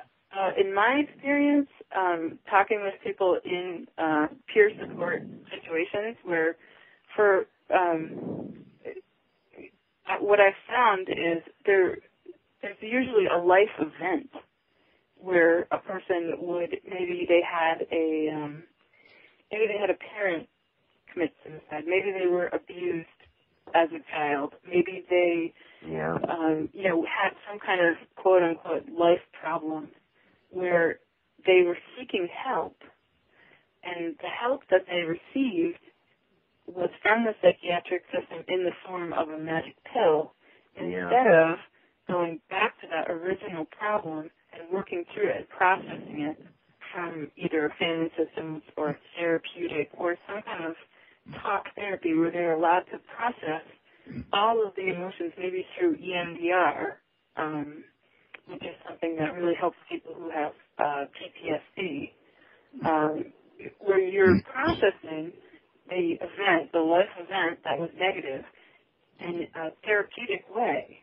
through talk therapy or through the activities or through art or whatever might be your own way of dealing with it naturally. Instead, we're given this drugs.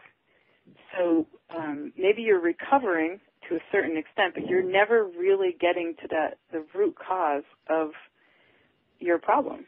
Yeah, that happens a lot. For example, in one case of the young man who was labeled schizophrenic, and in many other cases, the parent doesn't want them to leave home. They're like 18 and do the normal things, and they go through. They start acting crazy under those kind of situations. Mm-hmm. And I've never. The reason that I bring it up so much is because I've never met anyone who's been, quote unquote, psychiatrized without having something that was a life event that triggered it. Right. A reason to approach psychiatry to begin with. Well, and until he says what that was, I don't know. That would be the place that I would start. And I'm just a peer. I'm not a psychologist. I'm not an author. I'm just someone who has witnessed other people who have been in that same situation. And I've never come across someone who didn't have an original insult, quote unquote. I'm just an experiencer who's done some study on the internet about it. But one of the things that I can't get out of my mind is long before the age of drugs, long before modern psychiatry, centuries, millennia before, we not only got along fine without losing huge chunks of population due to suicide or other, bipolar, manic, depressive, what have you, but our actual population grew over time. So what happened that somewhere down the road after the onset of psychiatry, so many people have turned suicidal that the numbers you quoted earlier, Seth, 6 million people or more? 6 million that seems pretty fantastic. You mean the bipolar? Yeah, right. The bipolar or the suicidal or any of that. What has happened? Oh, the depressed, the depression thing. Actually, you compare depression and anxiety. That's going up to 40 million. Could society pressure have anything to do with this here change over the period of time, over a period of centuries, maybe? I don't know, centuries, but this has all happened in the last 30 years. This enormous increase. I'm saying it's primarily a result of the drugs. The two factors. There's an incentive for the psychiatrist Now, I started off in '76. I first went into psychology. There weren't that many people on psychiatric drugs then. And then, so the two factors are there's an incentive to psychiatrists to become drug pushers. There's an incentive, and two, the drugs themselves make people are brain disabling. Peter Bregan calls it, the guy I mentioned earlier calls it brain disabling drugs. And so what we have, as I said before, is people know that Dwight Eisenhower warned about the dangers of the military-industrial complex. Dwight Eisenhower in 1960, he was the one, President Eisenhower, that first used the term. So we're creating now a medical industrial complex, which will have a vested interest in selling weapons, which will lead to wars, et cetera, et cetera. And we do have more wars now. We do have a military industrial complex that's sometimes dangerous. We also now have people put in we have a prison industrial complex where people are put in jail for life for smoking marijuana or something like. We have a psychiatric industrial complex. The high rise of the extreme rise from the 1950s to the 21st century in the use and prescription of psychiatric drugs is a result of the development of an entirely new thing, a psychiatric pharmaceutical complex. Right. Now, and when the troops are coming back from Afghanistan and they have PTSD, what kind of system do we have in place? I see I have to get off at 4 o'clock. We've been going almost 2 hours. Yeah, I was just fixing to mention that we're fixing to wrap because I got supper to cook. Oh. What are you making? Chili mac. Nice. But listen, guys, it's been a wonderful show, though, and I've really enjoyed talking to you two. And I really thought we had good chemistry going on here. Yeah, I enjoyed talking to you. Thanks. But before y'all get out of here, you want to make sure that there's something you might like to cover that I haven't thought to ask, or you got any last-minute thoughts or anything like that? No, I mean, your audience hasn't asked any questions. So I think I could go on your website now and at least give you a list of some links that people can look at, and the link to Seth's book and some of the other organizations that are online, if that would be helpful. Sure, or you could email it to me because, to be honest with you, as soon as everybody leaves the chat room after the show, I hide the chat room because if I don't, the hackers come along and they get into my chat, and then my company comes along. And I know one thing we didn't talk about a lot, but it's something that we made reference to. Your show deals with the psychic phenomenon, and right? Often? Yes, it does. Yeah, I mean, Diane had many psychic experiences, and people who are labeled schizophrenic and so on tend to have frequently have more spiritual experience than the average person, including psychic experiences. Yeah, we could talk about different stories at a different time. I really appreciate you having us on today. Thank you. Well, Seth has my email. If he'll give it to you, you can touch bases with me, and we can hook up through Skype or something. Yeah. Great. Thank you. Thanks.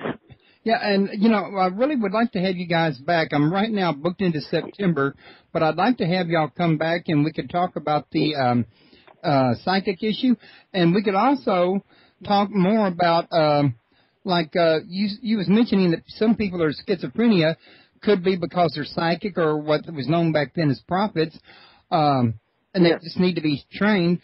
But what about people that are, say, manic depressive? What would they have been that would have been? What would be a spiritual connection for them? Well, the same kind of thing, because the labels are used very loosely. Some people call it schizophrenic, some people are called bipolar, but it's a range of people in other eras, in other times, would have been, either prophets or shaman or mystic I mean, you can see that if you look at all the, like I gave you the example of the psychiatrist who said Jesus was paranoid schizophrenic. I mean, you could see that in other agencies, people before psychiatry would have had different roles they would have fallen into. I mentioned shaman because there's some evidence that shows the commonality between the shamanic initiation. The shaman was a medicine man or spiritual healer in pre-modern societies like American Indian societies, and that's another example. Prophets and shamans, people who are in a society in which there's an allowance for a spiritual role, in which person is a person kind of mediates between this world and the spirit world. You have people who would today be, as I said in my article I wrote in 1988, yesterday's shaman is today's chronic schizophrenic. Right. So those are the things that I could think of.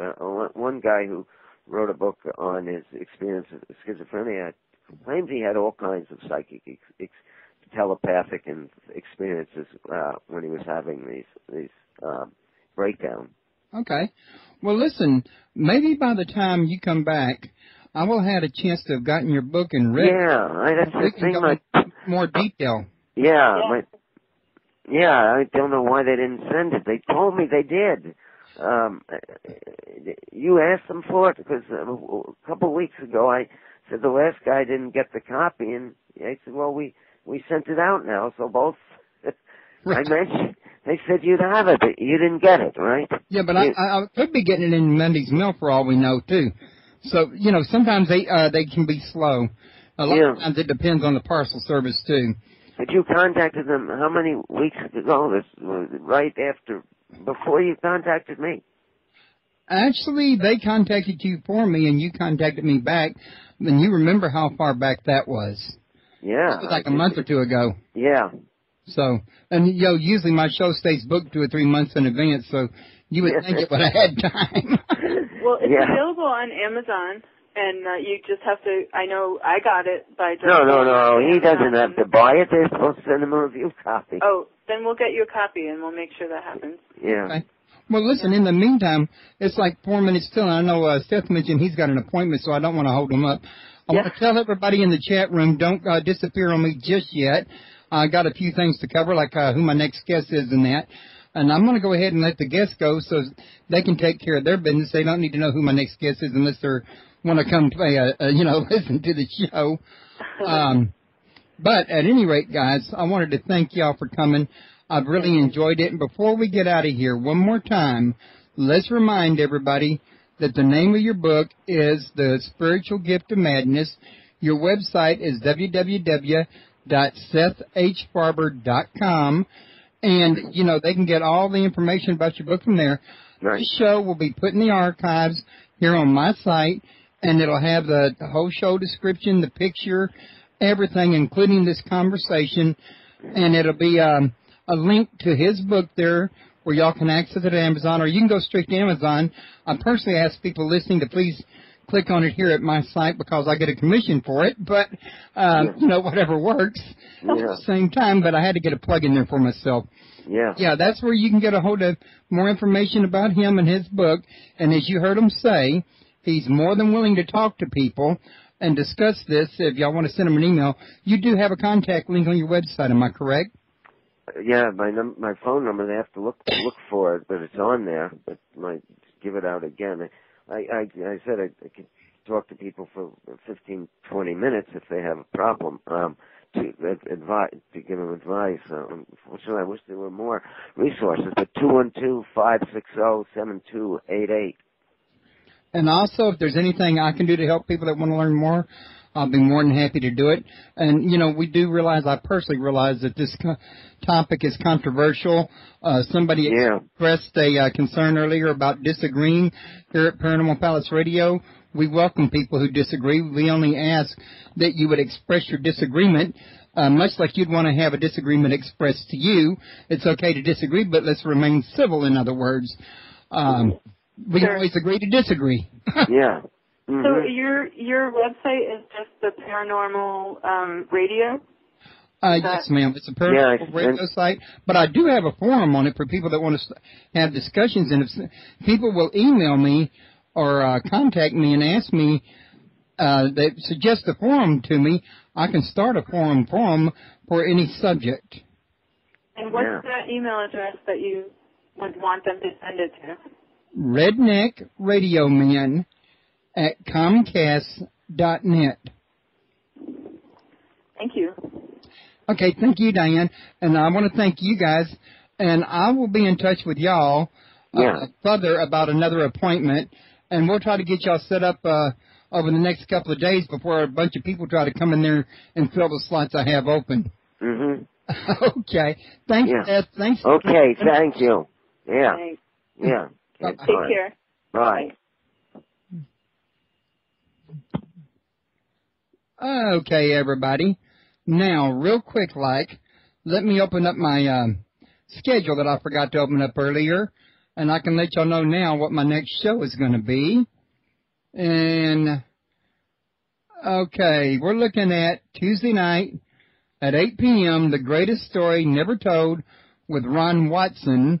And this has to do with spirituality and hermetics and alchemy and things of that nature, and a different understanding or a more broadened understanding of the Bible and the Jesus Christ and things of that nature. And I hope to see everybody here.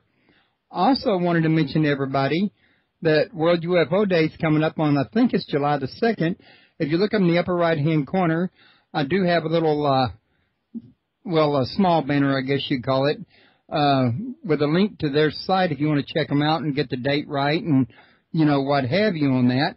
Also, if you look in the menu to your left, under Others, you will see a Friends link and a Radio Favorites link to websites that I'm a member of or a radio show host that I know personally that I would recommend. Under the Friends link, there's Alien UFO Community, there's Supernatural UFO, United Paranormal International, and I would recommend any of these three sites for people that want to learn more.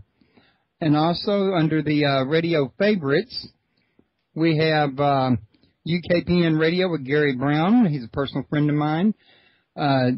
True Stories Around the Campfire with Jim Harold. He's been on my show before. He's a wonderful host, so is Gary. We got the Gralian Report with Micah Haint, a personal friend of mine. He's got a great show. He's even got a book out, Mysticism, Magic and the Molecule. He's a great host. I think you'd enjoy his show. And Ohio Exopolitics by Mark Hamill, who is also a friend of mine. I would recommend any of those shows. And, folks, I want to thank y'all for coming. And whether you really agree with the message that the, guest has had today or even his friend or not, the main thing is that you really let people, at least to me, know both sides of the story. At least that way each person can make an informed decision. Now, personally, I tend to agree with my guests because of certain experiences that I've had, but I still kind of partially agree with Jane.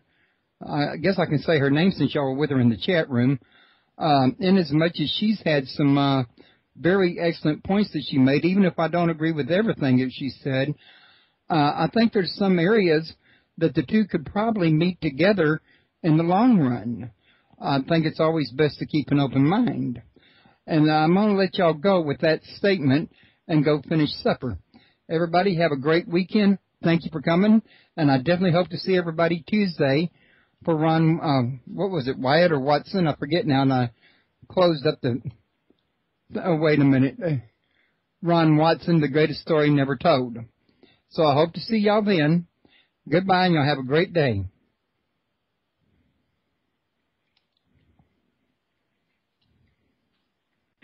Critical of the profession, particularly the way they dealt with. In those days, they decided that schizophrenia was an incurable illness, blah, blah, blah. It hasn't really changed a lot, some aspects of how they define it. have changed. And then I got out of graduate school and I started learning new ways of dealing with people. So I was dealing with people who were supposedly schizophrenic, and they were getting better by not treating them as schizophrenic, but by treating them with people who had problems in life. Now, I had started studying something at the time that was called family therapy, and we didn't use psychiatric diagnosis in those days in the family therapy field. There's a lot of criticism of the diagnosis, and I think they're more for right now. They're for the purpose of the insurance companies, the drug companies, and the psychiatrists who are making money off it than they are for the benefit of persons who are getting well. So I was using new techniques. I was bringing in families, and I was helping people in so-called in mental clinics and so forth, psychiatric clinics, but I kept getting fired for encouraging people to get off the drugs. And then I began to, I read the works of Dr. Peter Breggin, who also, who was a psychiatrist, who described how terrible, he wrote a book at that time. His book was called Psychiatric Drugs, Hazard to the Brain. He since has written many other books, most well known as probably Toxic Psychiatry. But he showed, and many other people since then, how these drugs that are supposedly cures for, well, I mean, when they first introduced the neuroleptics, the antipsychotics, into state mental hospitals in the 1950s, they said, well, we now have a chemical substitute for lobotomy. Now, they weren't being critical of it. They were using that as a selling point. They had just started getting uncomfortable with lobotomy, and the psychiatric profession was admitting, well, they're not the miracle cure we thought it was. And, you know, surgery often goes wrong. But anyway, we'll talk about all the people whose lives were ruined by having these ice packs put in between their eyes and their frontal lobes removed. But among them was Rosemary Kennedy, the sister of that's a story in itself, who probably was never, quote unquote, was never really psychotic or disturbed in the first place. And one thinks of how many people were victims of the lobotomy thing. Anyway, what happened was they substituted the psychiatric drugs for the lobotomies, and the effect was similar, not as devastating, but over a lifetime as devastating. It tended to shrink the prefrontal cortex, just as the lobotomy had before. So they were lobotomizing. We're taking lobotomizing drugs that were admitted as such by the people who introduced the drugs into the country. So I'm reading this stuff, and I'm meeting people as a therapist in a clinic who are telling me they have schizophrenia, and I'm saying, no, you don't have schizophrenia. I had also studied the works of a psychiatrist, who wrote the foreword to my first book, Dr. Thomas Saz, a great psychiatrist, a great thinker. And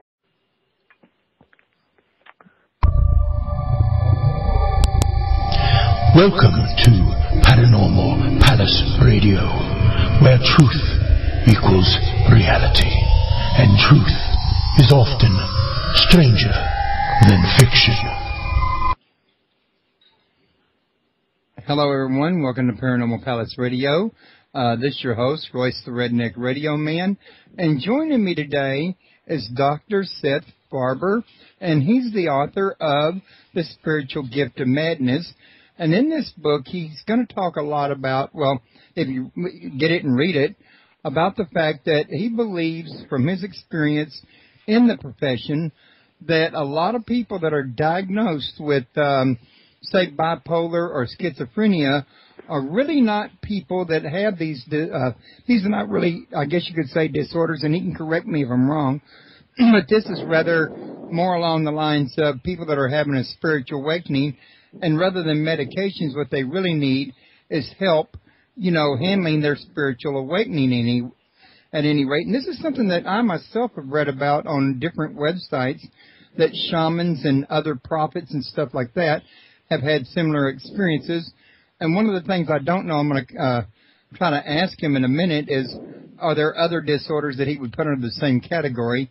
But before I get too involved in that, I want to remind everybody that his website is www.sethfarber.com. Seth H. Farber. Yeah, he's right, Seth H. Farber. My mistake. The words in a URL can sometimes kind of throw you. I apologize for that. Yeah. At any rate, he's invited a friend of his to join him today that he's done some work with. Her name is Diane, and she's had spiritual experiences that were labeled bipolar, and she'll be able to tell you a little something about her experiences, and I'm sure he can tell you about some of his findings involving that while they're here. Also, don't forget to share my link. It's www.paranormalpalace.com. For those of you not listening at my site, the phone number to call if you want to ask a question, and I had it right in front of me a minute ago on a scroll. There it is 832-632-7904. And if I don't answer that line right away, it may be that I'm just waiting for a break in the conversation to answer the phone, instead of interrupting my guest. So be patient. If call waiting picks it up, would you please just try again in a minute? Feel free to ask questions in chat or to text me at Mr. Paranormal on Skype and ask questions there if you have any. And in the meantime, why don't we go ahead and get this show underway? Seth, how are you doing today? Okay, thank you. Well, I want to thank you for coming to my show.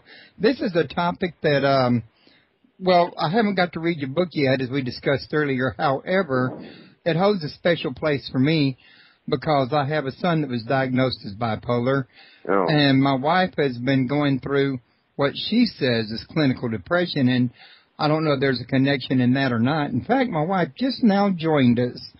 So, being that I deal with this in person in my life, and, I agree with you in as much as I understand that there is no chemical imbalance. Yeah, well... you're the first time I've heard mention that this could be a spiritual thing. So naturally, I want to learn more about it. So why don't you tell us what got you involved in this, and we'll start there. Well, I started off, I decided in the 70s that I'd become a psychologist. So I did, and by 1984, I had finished graduate school. I'd become increasingly, I can't stay in the church because they've all bought into psychiatry. That's the problem. As I said in that book, you have to choose. Are you going to judge Jesus by the standards of modern psychiatry, in which case Jesus is a pygmy? Are you going to judge modern psychiatry by the standards of Jesus? I think whether you're Christian or not, you'd have to say, well, I take the standards of Jesus, and in which case the whole modern mental health system stands condemned, because any kind of unusual spiritual experiences are seen by them as a sign of pathology. And in my new book, I'm saying how many potential Jesuses, how many potential St. Pauls, or, we could look at shamans, if we look at different kinds of spiritual cultures, are there that are being disabled by the psychiatric system and by the poisons that the psychiatric system, Diane, who's here with us, would have been disabled if she had listened to them, if she had believed that they were right, that she was schizophrenic. She would, a bipolar, in the 80s, everyone was called, when I started, everyone was called schizophrenic. Nowadays, they got 6 million people they labeled bipolar. In 1950, there were 55,000. Now they've grown to 60 million. How'd that happen if they're doing such a good job? That is a huge chunk. Yeah. And I mean, you look at something like that. Now, I heard you asking this to the other guy in that interview the other day, and he never really responded to it directly. But I was sitting there listening to it myself, and I'm sitting there thinking... I don't even know which interview it was, because they didn't tell me which interview. But, I mean, one of the things I think you were trying to get through to him was the fact that there's been a huge explosion, and people need to answer for why has so many people gotten in this condition in such a short period of time after thousands of years of the condition not even being known as a condition? Yeah. And it's a valid question. Yeah. I answered it in my book. Yeah. I think Seth touched on it a little bit, and I think that when you start pathologizing something that we always put down as just life problems, and this is just a result of that. If you pathologize someone who has had an extreme circumstance in their life, and they need to take some time to get over it. Like you. Yeah. Instead of saying, this is clinical depression, this is bipolar, this is schizophrenia, we would say, what does this person need to recover back to their activities of daily living? Yeah, exactly. Well, it seems to me like they're more interested in labeling and medicating than they are anything else. Well, because they get money from it. They have a chronic, if they say that it's a disease in your brain and it's a chemical imbalance, then if you go off this drug, you could be suicidal. If you go off this drug, it's like they told you that, right? Yeah. There are lots of catchphrases that are still being told in psychiatry where if someone gets a label, they say, these are the drugs you have to take. If you don't take these, you could, just like that, be psychotic. Well, there is a truth to that in that you shouldn't go off of any of the heavy-duty drugs abruptly because it can mask the symptoms of psychosis. But if someone was told the truth at that moment, which is you don't need these drugs to live, and you might need some more help dealing with the problems of life, that would be a much different message for the... Well, that's what happened to Diane, that if she had listened to them, she would... Today she's a mother. She can tell you the story when she was in the Army. But today she's a mother. She's taking two classes, in college, so she's definitely 3 children, mother, a wife, so she's doing more than anyone else. I think he has undermined the idea that, this is only one idea. I like to say it's a common expression in certain fields, the map is not the territory. So I like to say that the map is not the territory, and that by calling what Thomas Dawes, problems in life, by putting these labels on it, schizophrenia, bipolar, you're not mapping the territory in a way that you're going to be able to get out of that situation. So my first client who was labeled a so-called schizophrenic was in 1988. I told him, you got to get off these drugs. They're not doing you any good, blah, blah, blah.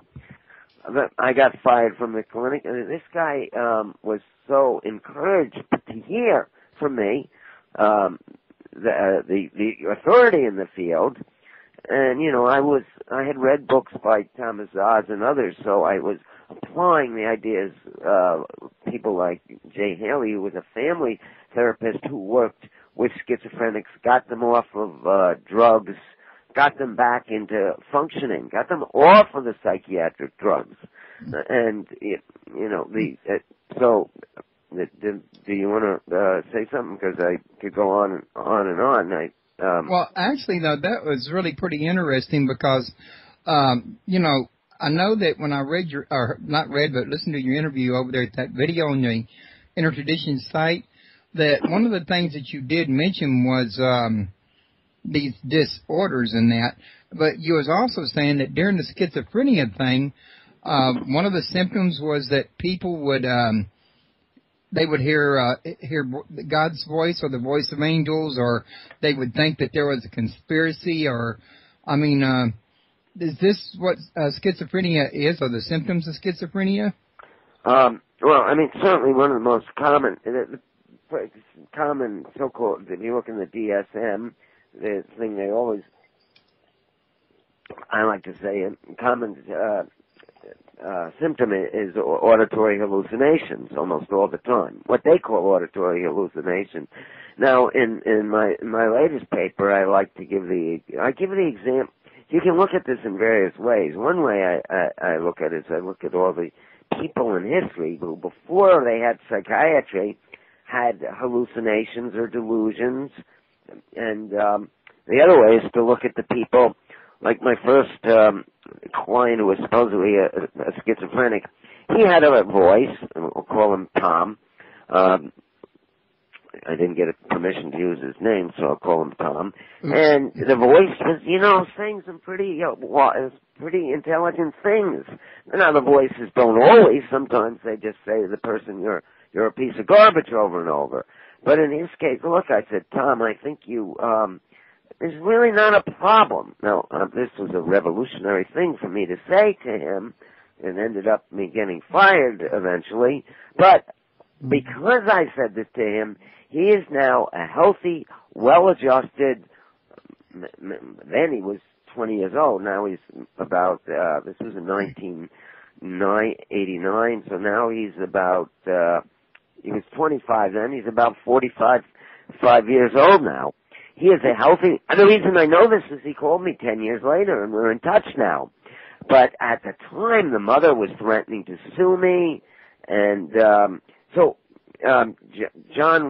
Tom was one person who had these kinds of experiences, and because he got off the drugs, and many of these experiences were spiritual, I'll go into that too. But let me, I just wanted to give the example of a real life person. Now to go back to the famous people, let's take the Christian tradition first. I mean, I think besides Jesus, we'll start with St. Paul. I mean, his whole mission in life began when he had a voice, saying to him, at that time he was a traditional Jew. What was a traditional Jew in those days? And remember, in those days, all of Jesus Christ's followers were Jewish. So, but Paul was a Jew who, Saul, who became Paul, was obviously a Jew who was persecuting the followers of Christ, who was no longer alive, who had since been crucified, and he heard this voice saying to him, Saul, why, it's in the Bible, I don't know, the listeners know the Bible, well, why do you persecute me? Now, the thing about this, he was with a bunch of other people. No one else saw Jesus. No one else heard the voice. So by psychiatric standards, he was a schizophrenic. I mean, that's in today's no standards. Other way back to look then at it. Now that's what? I said that's by today's standards. Back then it was normal. It was quite common in those days. So I'm saying let's look at the people who were to hear voices that then they didn't have psychiatrists around, blah blah blah. But by that same standard, and please forgive me. But look how well he got recovered from the so-called illness. He became one of the greatest missionaries of the of all history in terms of his ability. Was such a high-functioning person that if it wasn't for Paul, we probably wouldn't know we wouldn't know about Christianity today. It would have just faded away. And we could talk about Jesus Christ himself, etc. That's what I was fixing to say. I mean, if you think about it, given Jesus' 40 days in the desert and his talk with the devil, wouldn't he also qualify as a schizophrenic if you use the same standards? Yeah, and in fact, I wrote a book about 10 years ago called Unholy Madness, The Church Has Surrendered to Psychiatry, which was trying to get Christians to people who consider themselves Christians. I come from a Jewish background, but I was also baptized as a Christian and interested also in various different religions, Hinduism and Buddhism. But I was trying to get Christians to not to accept what the psychiatric establishment says, because by the standards of the psychiatric establishment, their founder is a chronic schizophrenic. And in the early 20th century, there were all kinds of books written about how Jesus was paranoid, blah, blah, blah. Now, I mean, from a psychiatric viewpoint, I know how these guys think, because I know how these psychiatrists think, because I used to be one of them, a psychologist. I don't think like they do anymore. I got fired for helping people get off drugs.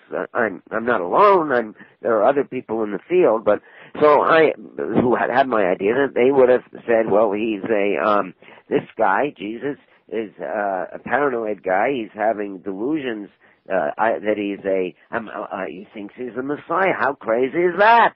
And a psychiatrist about 15 years ago said, it's too bad that we didn't have modern psychiatry around in the time of Jesus.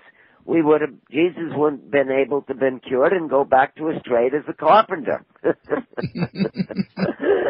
Don't say that in the church today. That'll get you in trouble. Well, I'm not saying it as a critic of Jesus. I consider myself a Christian. I understand. I was just kidding. Oh, yeah. I thought it sounded funny. Yeah, but